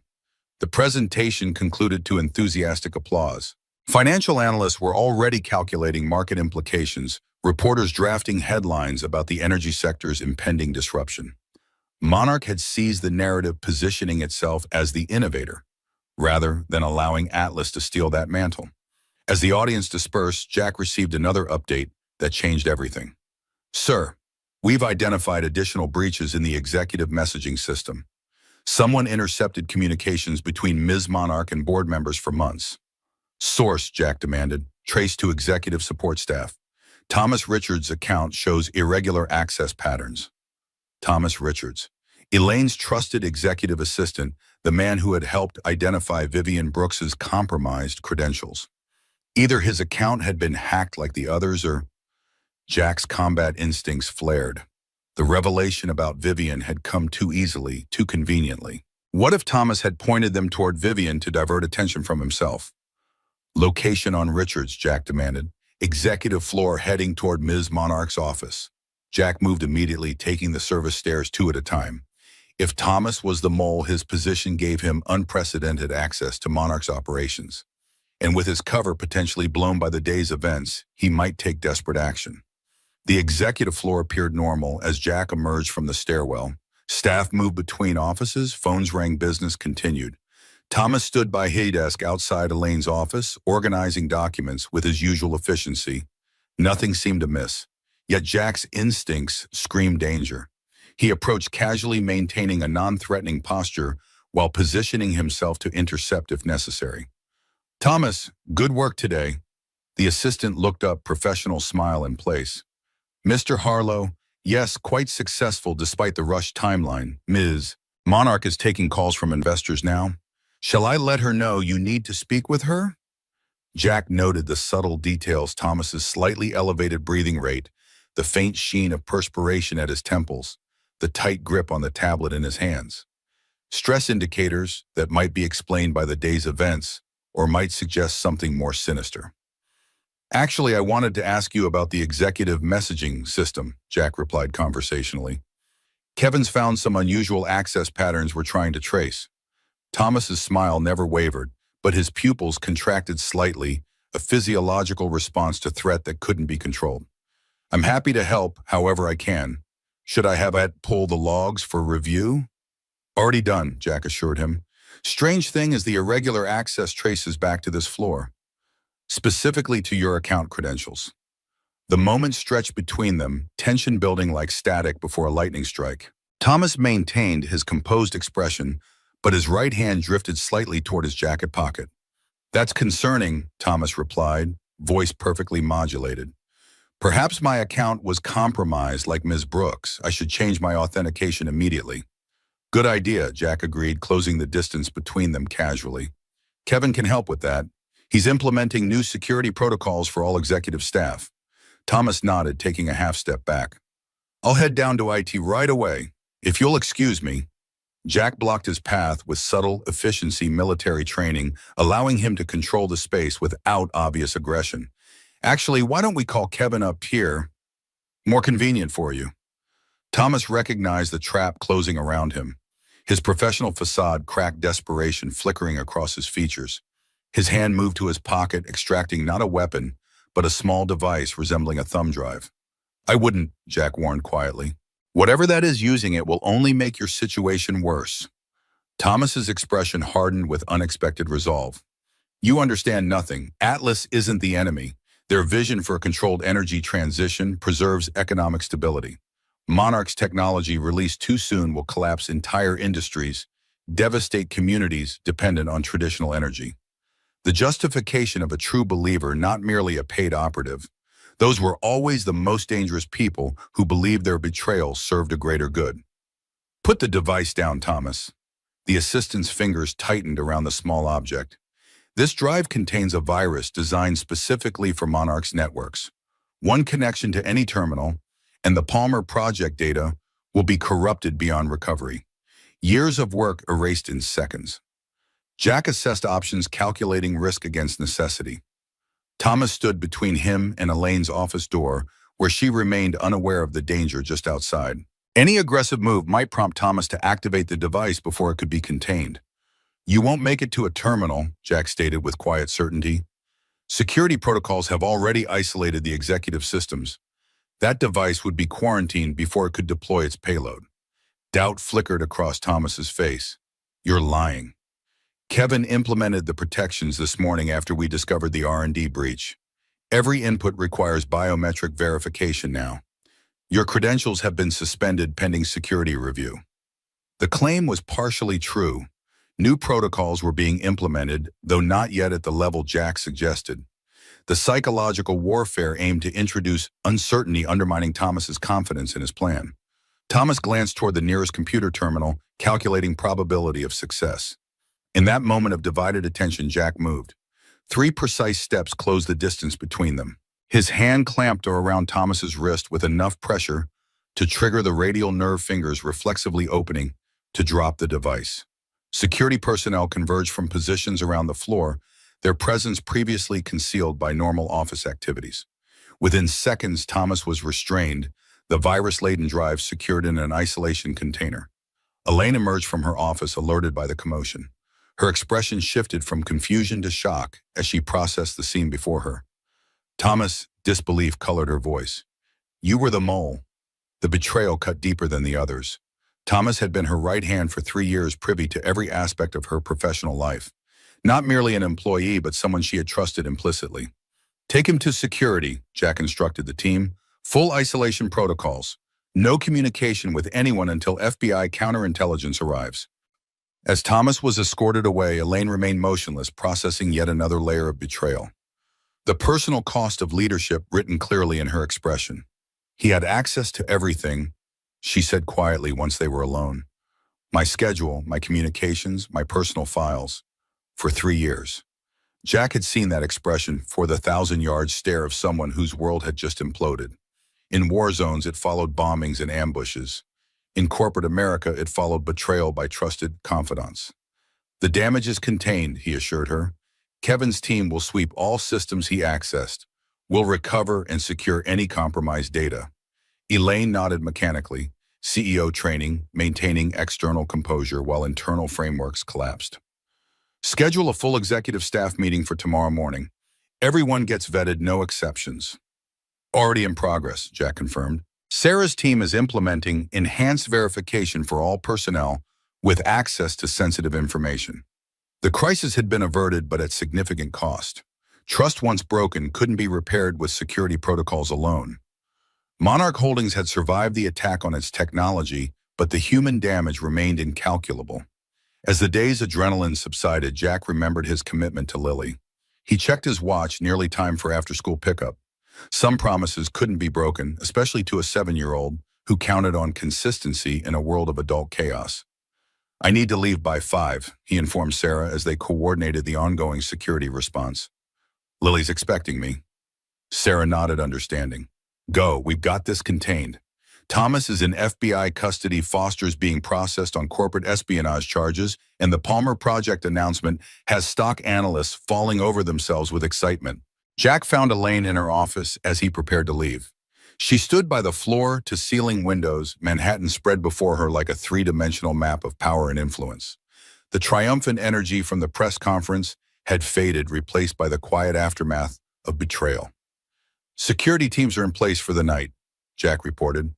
Additional FBI resources arriving to process Thomas and secure evidence. Kevin's implementing system-wide security upgrades to prevent similar breaches. Elaine nodded without turning from the window. Thank you. The simple acknowledgement carried weight beyond professional courtesy. Jack recognized the toll the day had taken not just on Monarch Holdings, but on the woman who carried its legacy. He was with me since my father died, she said finally, still facing the city. Helped me transition into leadership when half the board expected me to fail. I trusted him completely. Jack understood betrayal's unique sting. He'd experienced it in the field where misplaced trust cost lives. The best operatives cultivate that kind of trust. It's what makes them effective. And what makes the betrayal so devastating. Elaine turned finally, professional armor momentarily lowered. I keep asking myself what I missed. What signs should have been obvious?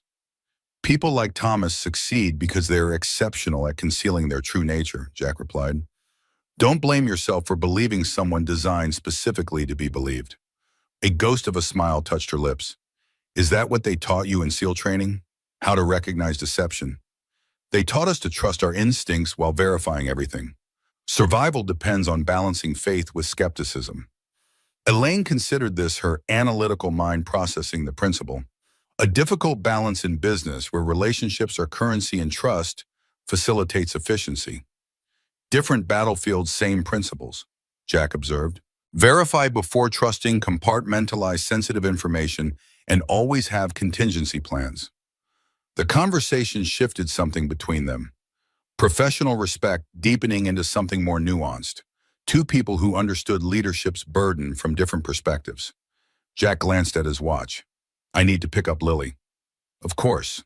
Elaine's professional demeanor returned, though tempered now with something warmer. Thank you again, Jack, for everything today. As Jack headed toward the elevator, his phone vibrated with a message from the childcare center. Lily waiting in lobby with Ms. Monarch. She insisted on helping until you arrived. Surprised, Jack took the executive elevator directly to the main floor. The lobby's evening bustle had begun, Monarch employees streaming toward exits after a workday that had fundamentally altered their company's future. Near the security desk, Lily sat cross-legged on a visitor's couch, animatedly explaining something from a book spread across her lap. Beside her, Elaine Monarch, who had presented revolutionary technology to financial markets hours earlier, listened with complete attention, her focus entirely on the 7-year-old's explanation of marine ecosystems. The sight stopped Jack mid-stride. Two separate worlds, his professional responsibilities and personal commitments, converging unexpectedly. Lily spotted him first, face-lighting with recognition. Daddy, Ms. Elaine knows all about deep ocean vents. She studied ocean chemistry in college. Elaine looked up, momentarily self-conscious at being caught in this uncharacteristic role. The formidable CEO had been replaced by someone more approachable, genuine interest animating her features as she engaged with Lily's enthusiastic questions. I hope this is okay, Elaine said as Jack approached. I was heading to a meeting when I saw Lily waiting. She was explaining the book we looked at yesterday. Completely okay, Jack assured her, though I'm surprised you had time given today's events. Something soft flickered across Elaine's expression. Sometimes the most important meetings aren't on the calendar. The observation carried unexpected weight, revealing values that corporate profiles and security briefings had never captured. Jack found himself re-evaluating his understanding of Elaine Monarch, not just as a CEO protecting intellectual property, but as a person capable of setting aside crisis management to discuss marine biology with a curious child. As they left Monarch Tower, Lily chattering about deep-sea creatures and new books, Elaine had recommended Jack reflected on the day's revelations. Corporate espionage and betrayal had been contained, at least temporarily. The Palmer Project remained secure, its announcement preempting Atlas Global's attempted theft. But perhaps the most significant discovery had nothing to do with security protocols or technology patents. It was the recognition that beneath Monarch Holdings' corporate structure beat a very human heart, vulnerable to betrayal, capable of resilience, and ultimately defined not by market capitalization, but by the values of those who led it. The evening sun broke through Manhattan's concrete canyons, casting long shadows as another workday ended. For most Monarch employees, it had been a day of unexpected announcements and exciting potential. Few understood how close the company had come to catastrophe or how narrowly disaster had been averted. Jack took Lily's hand as they navigated the crowded sidewalk. Her small fingers curled trustingly around his, a reminder of what truly mattered amid corporate wars and betrayals. The battles would continue tomorrow, threats evolving as adversaries regrouped. But for now, this moment was enough. 3 days after the Palmer Project announcement, a sense of uneasy calm settled over Monarch Tower. FBI cybercrime units had completed their initial investigation, arresting several Atlas Global executives on corporate espionage charges. The financial markets had responded enthusiastically to Monarch's battery technology, driving stock prices to record highs. On the surface, victory seemed complete. Jack Harlow knew better. 20 years in high-stakes conflict had taught him that apparent victories often masked deeper vulnerabilities. Enemies rarely surrendered after a single defeat. They adapted, regrouped, and attacked from unexpected directions. Security audit complete for executive level, Sarah Davis reported during their morning briefing. Dark circles shadowed her eyes after days of continuous operations. All systems reconfigured with biometric authentication. No unauthorized access detected since Thomas's arrest. Kevin Chen nodded in agreement, his usual energy drinks replaced by actual coffee, a sign of maturing crisis management. Network architecture has been completely overhauled. Compartmentalization protocols functioning as designed. If someone wants to steal data now, they'd need physical access to isolated systems. Jack reviewed the security dashboard on his tablet. Red indicators had been replaced by reassuring green across critical systems. But experience had taught him that security wasn't about technology alone.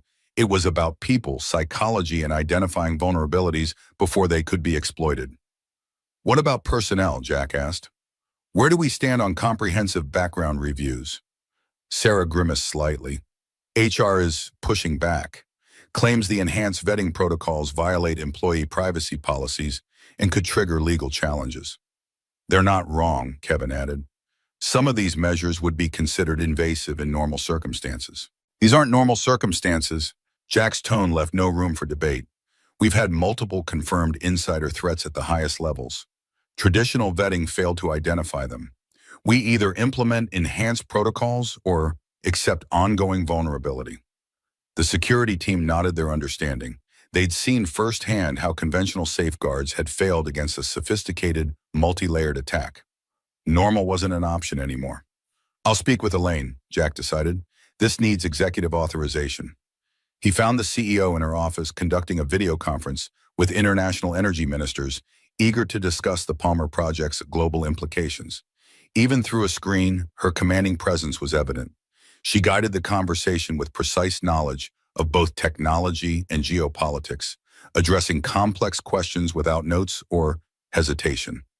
Jack waited until the call ended before entering. Elaine acknowledged him with a nod, her expression revealing the strain beneath her professional composure. Leading a company through crisis demanded a particular kind of strength, not the adrenaline-fueled courage of combat, but the sustained resilience to make difficult decisions day after day without visible fatigue. HR is balking at the enhanced security protocols. Jack began without preamble. We need executive authorization to implement company-wide. Elaine sighed, rubbing her temple briefly. Jennifer from legal already called. She's concerned about potential lawsuits from employees who feel their privacy is being violated. And I'm concerned about more infiltrations that could destroy the company entirely, Jack countered. Atlas took one shot and missed. They'll try again with different tactics, different people. I know. Elaine's voice carried the weight of command responsibility. But we can't turn Monarch into a surveillance state. These people aren't soldiers, Jack. They're engineers, researchers, administrative staff. They didn't sign up for constant monitoring. The fundamental tension of corporate security lay exposed between them. How to balance protection against intrusion, effectiveness against morale, safety against freedom. Jack had navigated similar tensions in military operations where security measures had to account for civilian impact. What if we tier the approach, he suggested. Highest scrutiny for those with access to critical systems and intellectual property, scaled monitoring for others based on access levels. Voluntary enhanced verification for employees who want faster system access. Elaine considered the proposal's CEO instincts weighing competing interests. Draft the implementation plan with those adjustments. I'll sign off this afternoon. As Jack turned to leave, Elaine added, how's Lily handling all this? The irregular hours, the crisis atmosphere. It can't be easy for her. The question caught him off guard. Few executives in his experience considered the family impact of security operations. She's resilient, but yes, it's been challenging. We had plans for the weekend that got postponed. What kind of plans? Museum of Natural History. She's fascinated by the ocean exhibits, especially after reading those books you recommended. Something softened in Elaine's expression. The blue whale model in the Milstein Hall of Ocean Life. I used to stare at it for hours as a child, convinced my father it justified a family trip to New York every summer. The glimpse into her childhood created an unexpected connection, a reminder that beneath corporate armor lay human experiences that shaped leadership instincts and personal values. Make time for her, Jack. Elaine's voice carried quiet certainty. The company survived without you before. It can manage a weekend without you now. Some moments can't be rescheduled. Jack nodded, recognizing the wisdom from someone who had likely missed such moments in her own life. I'll have the security protocol draft to you by 3. He spent the rest of the morning refining the tiered approach with Sarah and Kevin, balancing security imperatives against practical implementation. By early afternoon, the framework was ready for executive approval. As Jack headed toward Elaine's office with the completed proposal, alarms blared through the security system. Red emergency indicators flashed across his tablet. Active security breach, multiple access points, cascading systems failures. "Kevin, what's happening?" Jack demanded through his communication link. "Massive DOS attack against our external systems." Kevin's voice came through tension evident. "Someone's flooding our networks with millions of simultaneous connection requests. Firewalls holding but straining. Origin distributed. Thousands of compromised systems worldwide. Professional botnet deployment. Atlas striking back, not with insider infiltration this time, but brute force external attack against Monarch's digital infrastructure. Their strategy had adapted based on previous failure, precisely as Jack had anticipated. He redirected to the Security Operations Center mission focus, narrowing to immediate threat response. The SOC hummed with controlled urgency analysts tracking attack vectors across digital displays. Primary firewalls at 87% capacity, a network specialist reported. Secondary systems engaging. External communications disrupted, another added. Email servers offline, cloud services degrading. Kevin's fingers flew across multiple keyboards implementing countermeasures with practiced efficiency. They're probing for weaknesses, testing different entry points simultaneously. Jack assessed the tactical situation with combat-honed clarity. This isn't just disruption, it's a diversion. They want us focused on external systems while something else happens. Sarah nodded her agreement, security instincts aligned with his assessment. Classic misdirection. Question is, what's their actual target? The answer came moments later as alarms triggered on a different system, physical security, this time not digital. Perimeter breach in the research lab's 22nd floor where the Palmer project prototype was stored. Security teams to R&D level, Jack ordered through the command system. Possible hostile entry, primary target, likely Palmer prototype. Sarah locked down executive floor, army room in secure Ms. Monarch. Kevin maintained cyber defenses but allocate resources to internal surveillance systems. Jack took the service stairs, drawing in his security access card. Standard response protocols called for facility lockdown during simultaneous cyber-physical attacks, sealing floors, and restricting elevator access. Stairs remained the only reliable transit option. 22 floors of vertical movement would challenge an ordinary security executive. For a former SEAL with ongoing physical conditioning requirements, it was barely a warm-up. Jack reached the research level in minutes, emerging into corridor, illuminated by pulsing emergency lights. Security personnel had established a perimeter around the main laboratory complex. The team leader, former military from his stance and tactical positioning, approached Jack with rapid assessment. 2 intruders breached through service entrance, bypassed card readers with cloned credentials, made it to Lab 7 before we detected presence. Currently contained but armed. Lab 7 holds what? Jack asked, mentally mapping the research floor layout. Primary testing facility for Palmer battery integration with industrial systems. Dr. Chen was conducting stress tests when the intrusion occurred. Chen's in there, the team leader nodded grimly, along with 2 research assistants. No communication since the hostiles entered. Jack accessed the surveillance system through his security tablet. Camera feeds from Lab 7 showed 2 men in maintenance uniforms holding what appeared to be compact pistols. Dr. Chen and his assistants stood against the far wall, hands raised. The prototype battery system occupied the center of the laboratory, connected to testing equipment via multiple cables. Any demands? Jack asked. None yet. FBI response team is 15 minutes out. Jack studied the tactical layout, assessing angles and options. We don't have 15 minutes. Those aren't ordinary weapons they're carrying. Look at the configuration. Those are specialized EMP devices designed to fry electronic systems. The realization spread through the security team. The intruders weren't there to steal the prototype they intended to destroy, it erasing months of research and development that couldn't be easily reconstructed. We need immediate intervention, Jack decided. Non-lethal takedown before they can activate those devices. The security team moved into position while Jack established communication with the operations center. Kevin, can you access Lab 7's environmental systems? We need options for disorientation. On it, Kevin replied. I can trigger emergency protocols independently for that section. Fire suppression, emergency lighting, ventilation control. Perfect. Execute on my mark. Sequence as follows: lights out, then ventilation surge, then fire suppression warning. The tactic was adapted from hostage rescue operations, create cascading disorientation through sensory disruption, then exploit the momentary confusion for entry and neutralization. Each system activation would draw attention in different directions, dividing the hostiles' focus. Security teams positioned at both laboratory entrances, equipped with non-lethal restraint options. Jack took point at the main door security card, ready for emergency override. "Execute," he ordered. The laboratory plunged into darkness as emergency lighting systems deactivated. Through his tablet's infrared feed, Jack watched the intruders react with predictable alarm attention, shifting from hostages to environment. 3 seconds later, ventilation systems surged to maximum capacity, creating a disorienting rush of air and sound. The fire suppression warning followed strobing lights and automated announcements, further fracturing focus and situational awareness. Jack swiped his security card, overriding the electronic locks. The door hissed open, security teams moving through with practiced efficiency. In the confusion, the intruders failed to deploy their weapons effectively. 12 seconds from entry, both were subdued and restrained, EMP devices secured before activation. Dr. Chen and his assistants appeared shaken but unharmed. The Palmer prototype remained intact, its testing sequences interrupted but systems undamaged.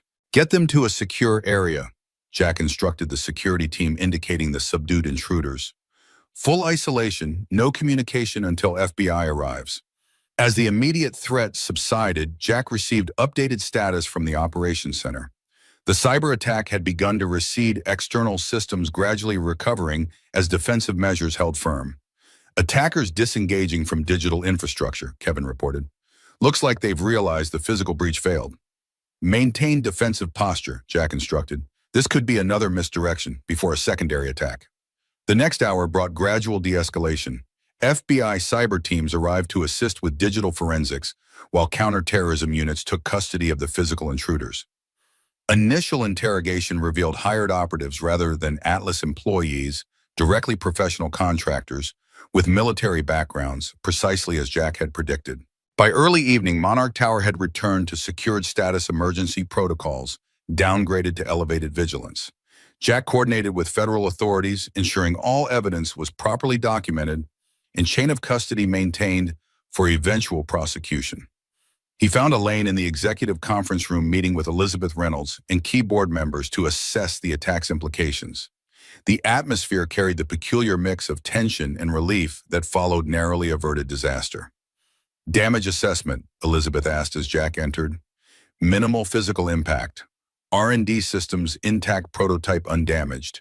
Digital infrastructure recovering with no evidence of data compromise or exfiltration." Elaine's expression remained controlled, but Jack recognized the subtle indicators of accumulated stress, slight tension around her eyes, the careful precision of movement that masked fatigue. "They're escalating," she observed quietly. "First corporate espionage, now direct sabotage with potential for violence." Elizabeth nodded grimly. "Atlas is facing existential threat from our technology. Their market valuation would collapse if the Palmer project succeeds commercially. Desperate corporations take desperate measures." "We need to consider the human factor," Jack added. "Today's intruders were professional contractors, but they had insider knowledge of our security systems and laboratory layouts. Someone provided that intelligence." The implication hung in the air. Despite removing Thomas and the other identified moles, Monarch still harbored individuals willing to assist external attacks. Enhanced security protocols are no longer optional. Elaine decided, resolution hardening her voice. Implementation begins immediately, all levels. Legal concerns are secondary to preventing corporate sabotage and potential harm to our people. Jack nodded, appreciating the decisive leadership. "I'll coordinate with department heads personally. Full deployment can be completed within 48 hours. The meeting continued with strategic planning for public response and investor communication. By its conclusion, Monarch had developed a comprehensive approach to navigating the ongoing corporate conflict while maintaining market confidence. As the room cleared, Elaine remained seated, the momentary solitude revealing the weight she carried. Jack recognized the expression from commanding officers after difficult operations, the private reckoning with decisions made and consequences shouldered. "Second thoughts?" he asked quietly. Elaine looked up, momentary surprise at his perception, quickly replaced by rueful acknowledgement. Not about the technology. The Palmer Project will transform global energy systems for the better. But the human cost. She gestured toward the window, indicating the research teams and staff throughout the building. These people didn't sign up for corporate warfare. They came to build something meaningful, to solve problems that matter. Now they're targets because of decisions I've made. The burden of command responsibility, not just for mission success, but for the well-being of those who followed. Jack understood it viscerally from battlefield experience. Leadership means making decisions that affect others, he offered. Sometimes protecting them requires measures they don't initially welcome. Elaine considered this, fingers absently tracing patterns on the polished conference table. My father used to say something similar. Hard choices now prevent harder consequences later.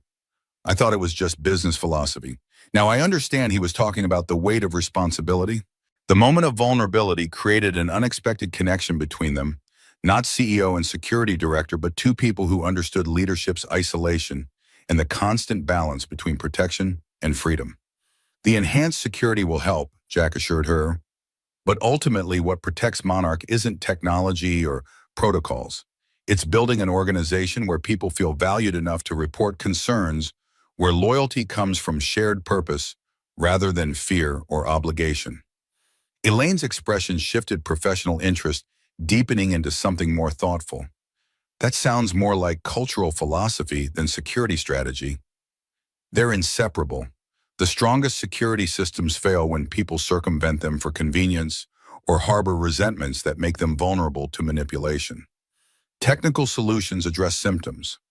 Cultural solutions address causes. As darkness fell over Manhattan, the Monarch Tower's lights illuminated against the night sky, a beacon of innovation amid competing corporate interests. Jack completed his final security briefing with the overnight team, ensuring continuous vigilance without creating unsustainable operational tempo. His phone vibrated with a message from Mrs. Perkins at Lily's after-school program. Reminder: early dismissal tomorrow. School Professional Development Day. The simple text yanked Jack from tactical planning to parental responsibility, the constant dual identity of single fatherhood. Tomorrow's security implementation would require his presence throughout the day, directly conflicting with Lily's needs.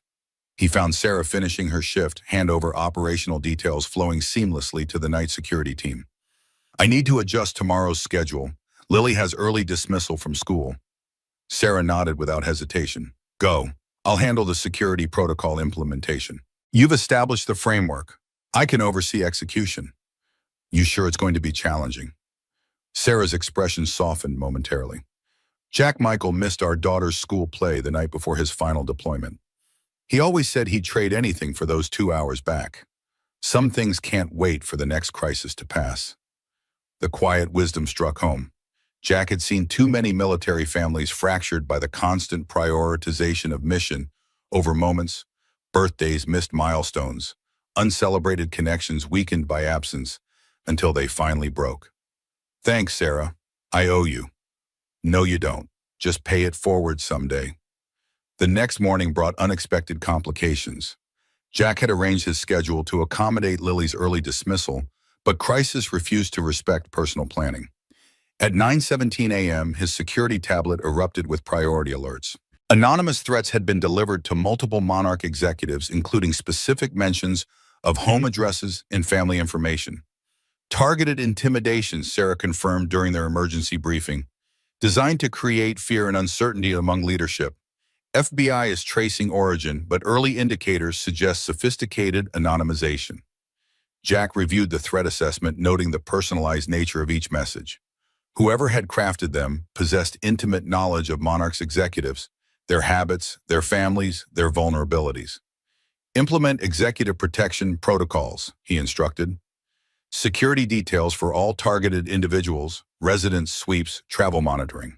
The morning dissolved into cascading demands, coordinating with law enforcement, establishing protection rotations, briefing anxious executives on safety procedures. Jack's phone buzzed repeatedly, with Lily's school updates, each notification a reminder of commitments increasingly at risk. By 11 o'clock, the immediate response framework was established. Protective details had deployed residences, secured communication protocols implemented. The crisis had stabilized into manageable parameters until Jack received an urgent summons to Elaine's office. He found her reviewing security footage with Kevin, expressions grim as they studied something on the main display. Without speaking, Kevin gestured toward the screen.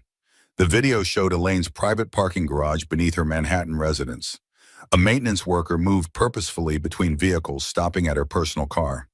The timestamp indicated 3:14 a.m., when standard building security would be minimally staffed. Tracking device, Kevin explained, highlighting a small object attached beneath the rear wheel well. Sophisticated model with extended battery life and remote access capabilities. Our sweep team found it an hour ago during resident security checks. The implication was clear. Someone had been monitoring Elaine's movements, tracking her patterns between work and home. The garage required security access that ordinary infiltrators shouldn't possess. Building management confirms no scheduled maintenance during that time frame. Kevin continued, the uniform is legitimate, but the worker isn't on their employment roster. Jack studied the footage more closely, professional assessment, cutting through immediate concern. Look at his movement patterns. That's not an amateur. Military or law enforcement background, likely specialized training. The positioning is precise, the timing efficient. Professional surveillance, Elaine concluded, her voice steady despite the evident violation. Jack nodded grimly. Atlas is escalating beyond corporate tactics. They're employing professional operatives with specialized skills. This crosses the line from business competition to personal targeting. The discovery necessitated immediate response adjustment. Jack established a dedicated protective detail for Elaine-enhanced resident security and implemented counter-surveillance protocols for all her movements. By noon, operational demands had expanded beyond initial projections. Jack checked his watch with growing concern. Lily's dismissal was in 90 minutes, and the security situation continued evolving in ways that demanded his expertise. Elaine found him in the Security Operations Center reviewing protective deployment patterns. She assessed the tactical displays with the same analytical precision she brought to corporate strategy. You're supposed to be leaving soon, she observed, gesturing toward the time. For Lily's early dismissal, Jack nodded, frustration evident despite professional control. Working on transitional handoff now. Sarah can manage the implementation, but these targeted threats change our response parameters. Elaine studied him with unexpected intensity. When does she need to be picked up? 1:30. I can have a car service. No. Elaine's interruption carried firm decision. You're picking her up personally. Sarah is fully capable of managing security operations for 3 hours. These aren't ordinary threats, Jack countered. They've escalated to personal surveillance and intimidation. And they'll continue escalating tomorrow and the day after. Elaine's voice softened slightly. Jack, I've sacrificed personal commitments for professional crises more times than I can count. Looking back, I regret every single one. Don't make the same mistake. The simple directive carried the weight of lived experience, lessons learned through similar choices with different outcomes. Jack recognized the wisdom beneath the instruction. Thank you, he acknowledged. I'll complete the operational handover to Sarah before I leave. At precisely 1 o'clock, Jack departed Monarch Tower, tactical focus, shifting from corporate security to parental responsibility. He navigated midday Manhattan traffic with practiced efficiency, arriving at Lily's school with minutes to spare. Children streamed from the building in chaotic enthusiasm, freed from academic structure for an unexpected afternoon. Lily emerged in animated conversation with 2 classmates, backpack festooned with new ocean-themed keychains, a growing collection that charted her evolving interests. Her face brightened upon spotting Jack waiting by the school gate. She raced toward him with unrestrained joy, launching into his arms with complete trust that he would catch her. You came, simple words that carried profound meaning. In Lily's 7 years, she had learned that sometimes duties took parents away from promises. Military deployments, emergency call-outs, work. Crises all had occasionally superseded personal commitments. Of course I came, sweetheart. Jack held her close, inhaling the scent of school supplies and playground adventures. We have the whole afternoon. Can we go to the museum you promised last weekend, but then the bad guys tried to steal Ms. Elaine's company and you had to work? The simplified understanding of corporate espionage brought unexpected perspective. Through Lily's eyes, the complex security crisis, reduced to its essential truth, Bad guys trying to take what wasn't theirs, good guys protecting what mattered. The museum it is, Jack agreed. Blue whale exhibit first. Lily nodded enthusiastically. Ms. Elaine said it's bigger than our whole apartment, and she said there's a special show about deep ocean exploration this month with videos of real underwater volcanoes. The casual mention of Elaine sparked curiosity. You've been talking with Ms. Elaine about the museum. She visits during lunch sometimes. She knows everything about oceans because she studied ocean chemistry before she became a company boss. She said her dad took her to the same museum when she was my age. The revelation painted Elaine in yet another unexpected light, not just making time for a child amid corporate crisis, but sharing personal history and genuine interests beyond professional obligation. The Museum of Natural History hummed with midweek activity school groups and tourists navigating vast halls of scientific wonder. Jack purchased tickets, including the special deep ocean exhibition Lily had mentioned. The Milstein Hall of Ocean Life unfurled before them in breathtaking scale, the massive blue whale model suspended from the ceiling in frozen majesty. Lily stood transfixed, neck craned backward, eyes wide with wonder. "It's so big," she whispered, voice hushed with reverence. Jack watched her expression, treasuring the moment of pure discovery. In a life marked by loss and adjustment, these instances of uncomplicated joy became anchors, memories that sustained through difficult transitions and uncertain futures. They explored the hall methodically, Lily absorbing information about marine ecosystems with insatiable curiosity. Jack found himself learning alongside her details of ocean depths and creatures, expanding his own understanding beyond tactical assessments of underwater terrain. The special exhibition on deep ocean exploration captured Lily's attention completely. Interactive displays allowed visitors to manipulate robotic exploration vehicles like those used by research scientists navigating simulated hydrothermal vents in abyssal trenches. "Look, Daddy," Lily pointed excitedly to a section on bioluminescence. "The animals make their own light because it's too dark for sunlight to reach them. They adapted." Jack nodded, drawing unexpected parallels to security operations, adaptation to hostile environments, developing capabilities specific to challenging conditions. Nature had perfected resilient strategies long before human systems attempted similar evolution. As afternoon faded toward evening, they completed their museum exploration with ice cream from the cafe. Lily recounted her favorite exhibits in animated detail, knowledge already integrating into her expanding worldview. "Can we come back sometime with Ms. Elaine?" Lily asked between spoonfuls of chocolate ice cream. "She knows all about the special deep parts that aren't even in the exhibits." The innocent question carried implications Jack wasn't fully prepared to address. "Maybe someday. Ms. Elaine is very busy running her company." "She said busy people still need museum days," Lily countered with child's logic. "She said her dad was super busy too, but he always made time for important things." Another glimpse into Elaine's personal philosophy filtered through conversations with a 7-year-old. Jack found himself curious about these interactions. What other wisdom had been exchanged during lunch visits and childcare center discussions? His phone vibrated with a security update from Sarah. The protection details had been fully implemented, executive residences secured, and threat assessment protocols established. The message ended with simple reassurance: everything under control. Enjoy your museum day. The brief text offered rare professional freedom, permission to remain fully present in personal moments without operational distraction. Jack tucked the phone away, recommitting to the afternoon's true priority. They left the museum as closing time approached. Stepping into early evening Manhattan bathed in golden light, Lily's energy remained undiminished. Museum discoveries, fueling animated commentary about potential ocean exploration careers. "Can we get pizza for dinner?" she asked as they navigated crowded sidewalks. "The kind with the really good cheese from the place near our apartment." "Perfect plan," Jack agreed, guiding her toward the subway entrance.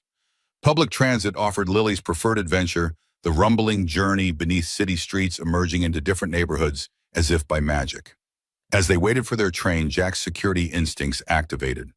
A man further down the platform caught his attention, nothing obvious but subtle indicators triggering professional assessment.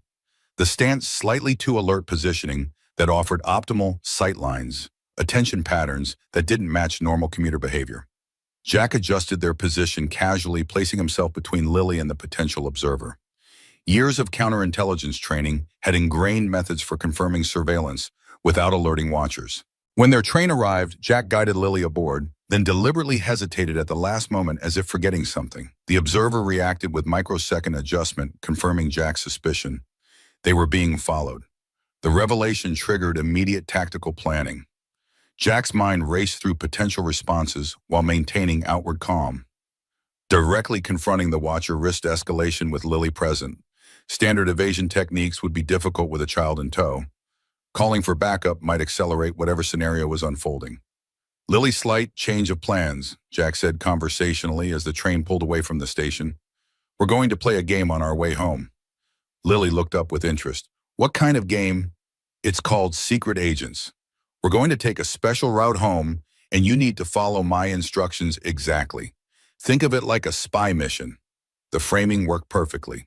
Lily's eyes widened with excitement rather than fear. The potential threat transformed into adventure through a child's perspective.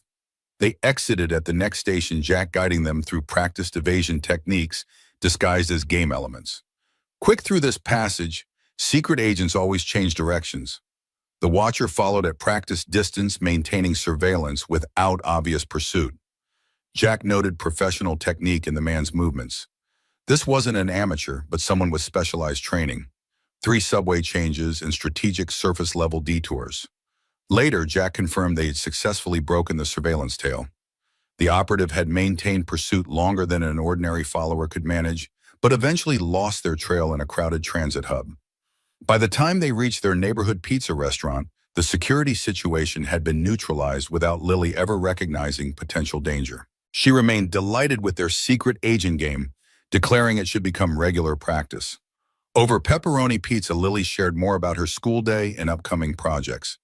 The simple normality provided sharp contrast to corporate infiltrations and security breaches, a reminder of what truly mattered beyond professional responsibilities. Jack's phone vibrated with a taste from an unknown number. He opened it cautiously, security training anticipating potential threat. Heard you visited the Blue Whale today. Some threats are worth interrupting museum trips to address. Others can wait until tomorrow. Glad you prioritized correctly. E. The message from Elaine carried layers of meaning beyond its simple text. Acknowledgement of surveillance detection, confirmation that she'd been briefed on the situation, and approval of his decision to maintain normal activities with Lily despite potential security concerns.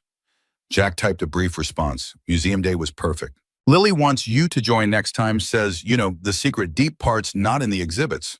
The reply came moments later. It would be my pleasure. Some knowledge only matters when shared. As evening settled over New York, Jack and Lily walked the final blocks to their apartment.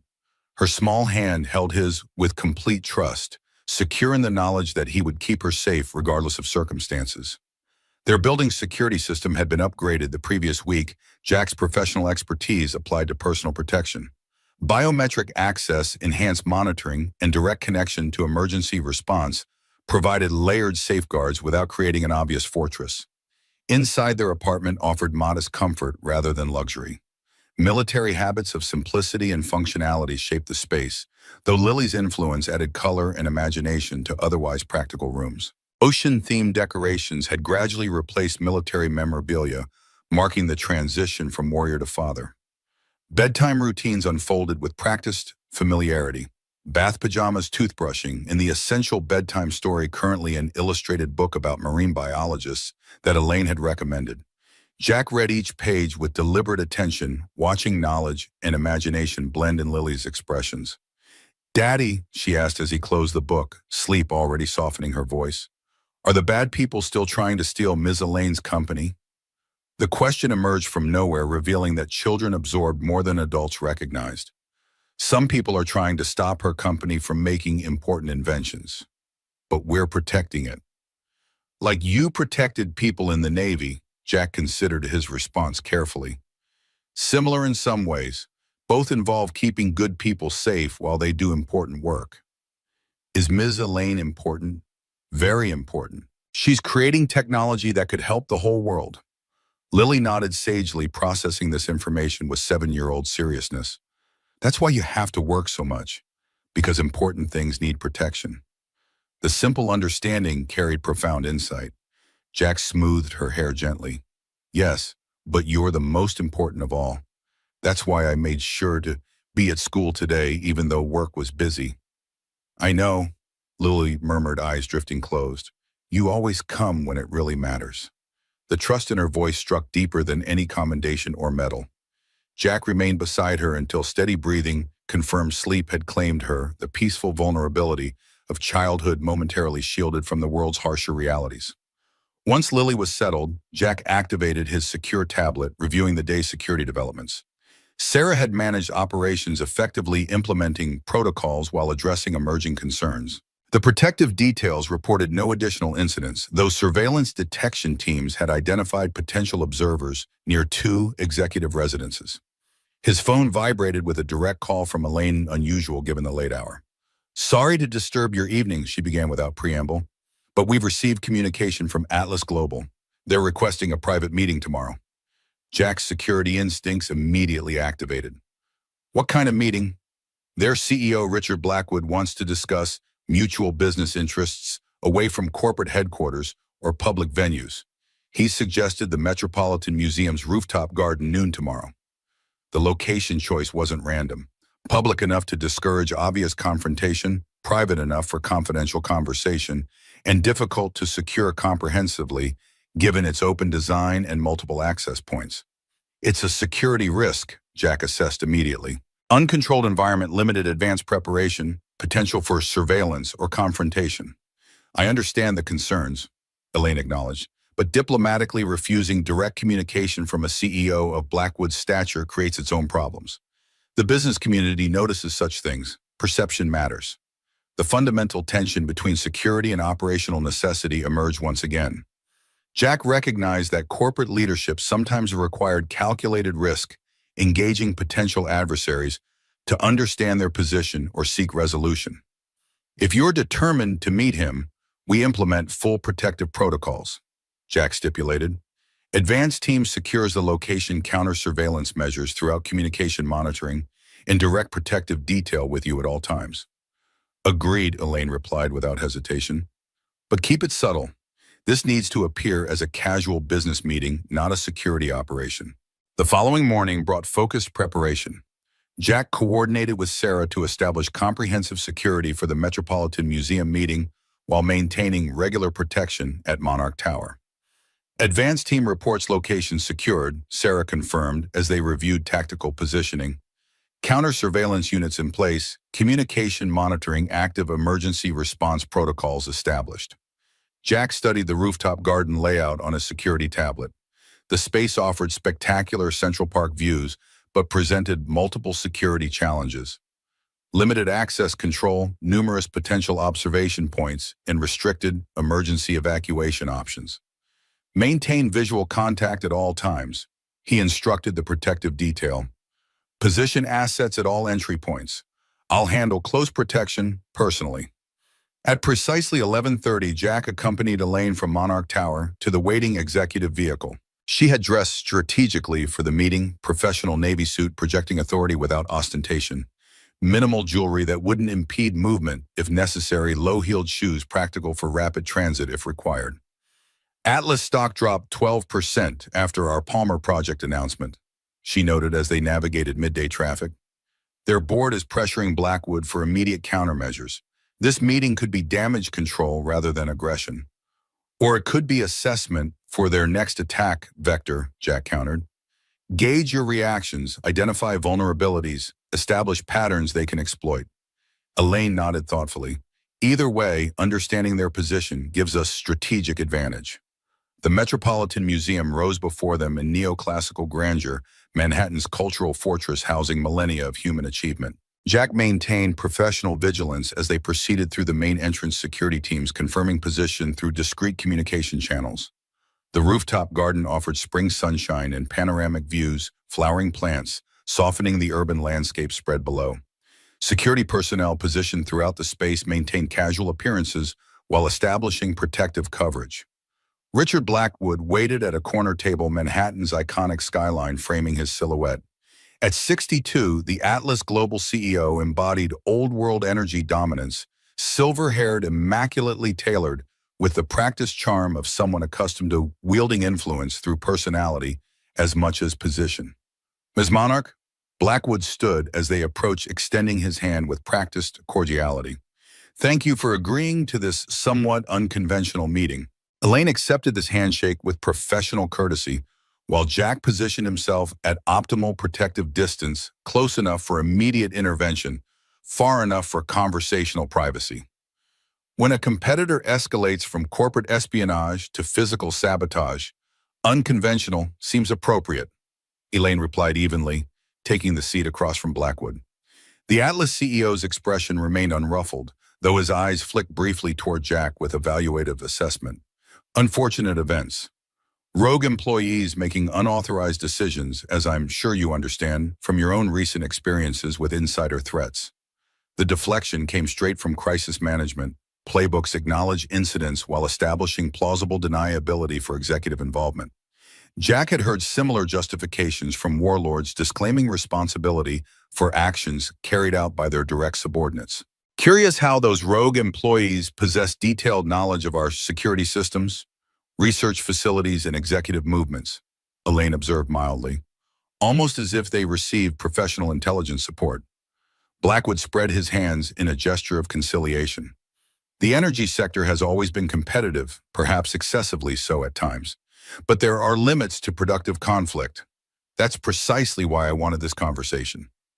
I'm listening. The Palmer Project represents remarkable innovation. Blackwood began his tone shifting to business-like appreciation. Revolutionary technology with global implications, but market disruption of that magnitude creates economic instability that benefits no one.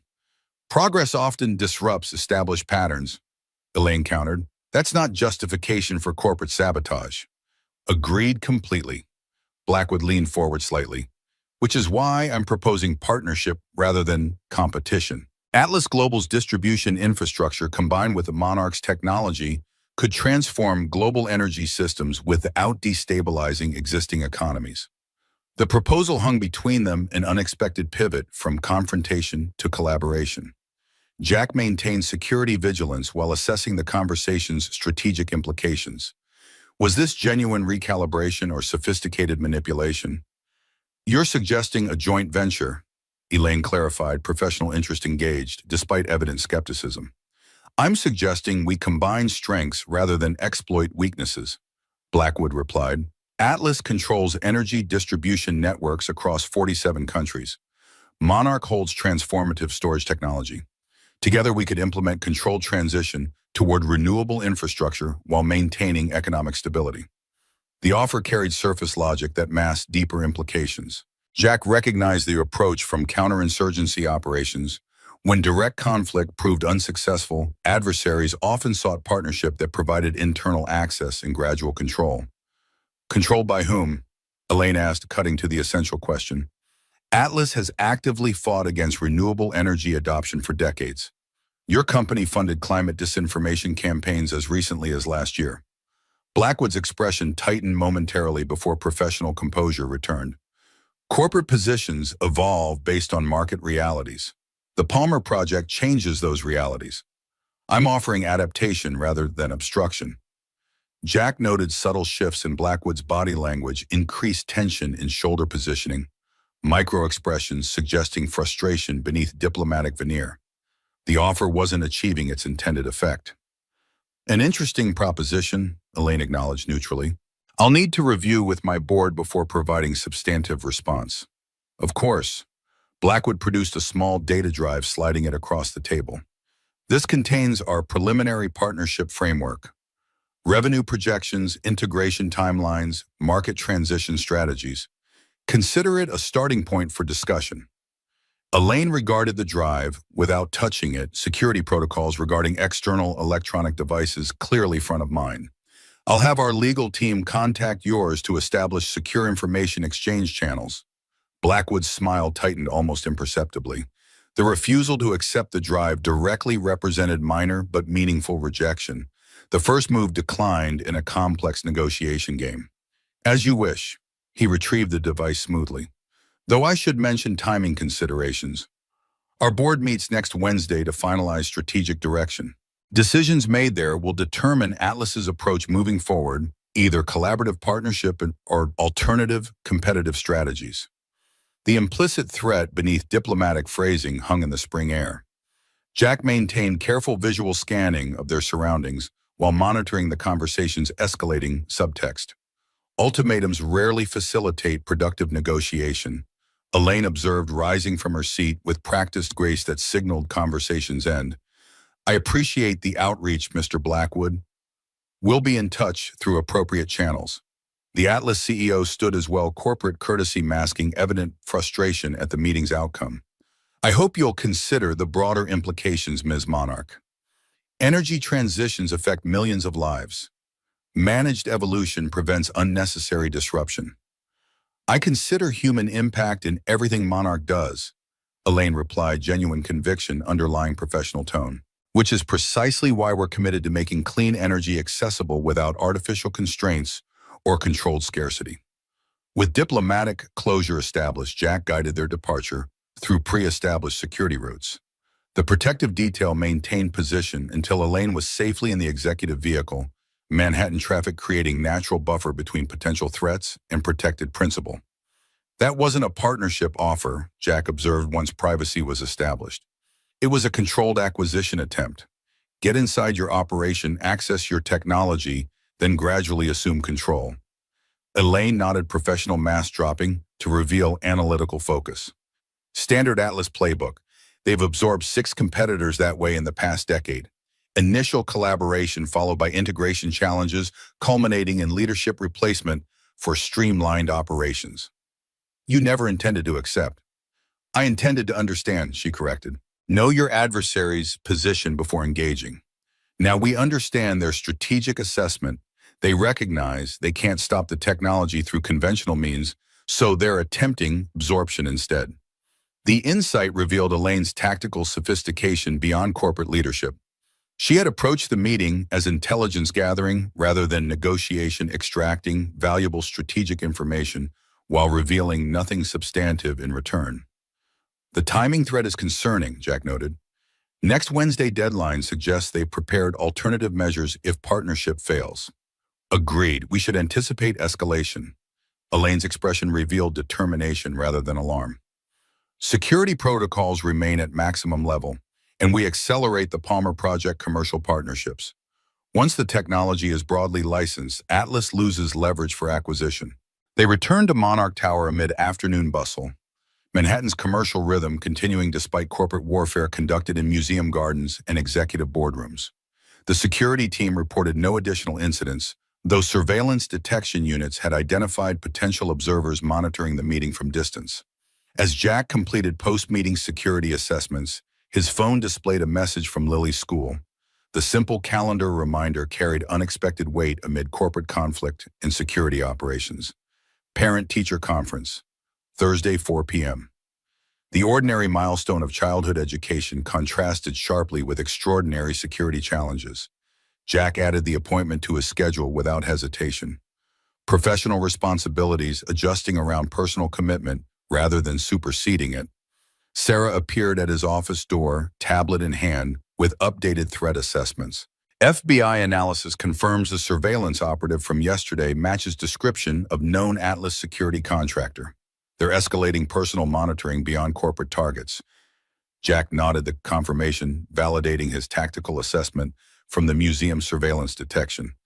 Implement counter-surveillance protocols for all executive movement, and add my residents to the protection rotation. If they're monitoring personal activities, we need to assume comprehensive targeting. The evening brought methodical security implementation, protective measures extending from corporate assets to personal environments. Jack coordinated with federal authorities to establish information sharing protocols, ensuring cohesive response to evolving threats.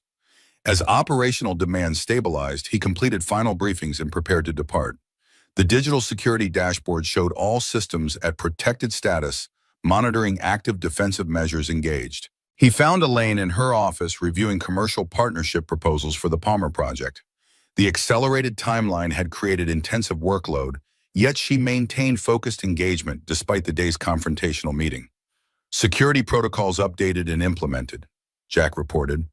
Residence protection established counter-surveillance measures, active communication channels secured. Elaine looked up from her work weariness momentarily visible beneath professional composure. Thank you for everything today. Just doing my job. No. She shook her head slightly. You're doing far more than professional obligation requires. Managing corporate security while navigating personal threats and still maintaining commitments to Lily, that's extraordinary balance few achieve. The acknowledgement carried understanding beyond professional courtesy, recognition of the complex integration of security expertise and personal responsibility that defined his current life. Speaking of Lily, Elaine continued, she mentioned your apartment building has a rooftop garden where you sometimes watch stars. Is that secured within your protection protocols? The question reflected genuine concern rather than professional oversight. Jack nodded, appreciating the thoughtfulness behind the inquiry. Full coverage established. Residence team maintains perimeter security, including rooftop access. Good. Relief softened her features momentarily. Children should have stargazing without security concerns intruding. The simple statement revealed values beyond corporate leadership recognition that childhood wonder deserved protection as much as intellectual property or market position. As darkness settled over Manhattan, Jack departed Monarch Tower with security systems stabilized and protective measures implemented. The evening commuters streamed toward homes and families, ordinary lives continuing amid extraordinary corporate conflict. He collected Lily from after-school care, her enthusiastic greeting temporarily displacing security assessments and threat mitigation strategies. For these precious hours, he could be fully present as father rather than security director, building Lego ocean scenes, reviewing homework assignments, and listening to elaborate stories about playground adventures. Later, as Manhattan lights illuminated the night sky, they ventured to the building's rooftop garden. Security measures remained active but discreet, allowing Lily's experience to remain uncomplicated by adult concerns. Look, Daddy, she pointed excitedly toward visible constellations. That's Orion. We learned about it in science class. The stars are actually super far apart, but they look like they make a picture from Earth. Jack nodded, appreciating the simple wonder in her observation. Perspective changes everything. Things that seem connected might be separated by incredible distance. Like you when you were in the Navy, Lily asked with unexpected insight. You seemed far away, but you were still connected to me. The innocent question carried profound understanding beyond her years. Exactly like that. No matter how far apart we might be, we're always connected. Lily considered this with serious concentration. Is that why you and Ms. Elaine work so hard to protect her company? Because it's connected to important things. It is, Jack acknowledged, curiosity piqued by her reasoning. The technology they've created could help millions of people. Why do you ask? She told me that's why you're both so busy sometimes, because you're protecting something bigger than just one company. She said it's like protecting the whole ocean, not just one fish. Another glimpse of conversations between Elaine and Lily, wisdom shared between CEO and child that revealed values beneath corporate leadership. The analogy perfectly captured the broader implications of the Palmer Project beyond market position or corporate success. As stars wheeled overhead, Jack recognized evolving understanding in his own perspective. The security operation had begun as professional assignment, protect assets, mitigate threats, implement protocols. It had transformed into something more meaningful, defending innovation that offered genuine improvement for global challenges, protecting people committed to positive change rather than merely corporate interests. Lily yawned beside him, childish stamina finally yielding to bedtime necessity. They descended from the rooftop to their apartment security systems, maintaining vigilant protection without intruding on domestic tranquility. Tucking Lily into bed, Jack recognized profound gratitude amid ongoing challenges. Despite corporate espionage, personal surveillance, and professional demands, these moments remain possible. Bedtime stories, museum adventures, rooftop stargazing with a child whose understanding continued evolving with each experience. Daddy, Lily murmured sleepily, are you going to marry Ms. Elaine someday? The unexpected question momentarily derailed his composed parental presence. What makes you ask that? Because you both work really hard protecting important things, and you both know about oceans, and she makes you smile differently than other people. Children's perceptions unfiltered by adult complications, seeing patterns adults often missed in their own behaviors. Ms. Elaine and I work together, Jack explained carefully. We're friends who respect each other's work. Mm-hmm, Lily acknowledged with sleepy skepticism. That's what Princess Jasmine said about Aladdin at first, too. The Disney reference made Jack smile despite himself. Good night, sweetheart. Sweet dreams about ocean adventures. As Lily drifted towards sleep, Jack completed final security checks.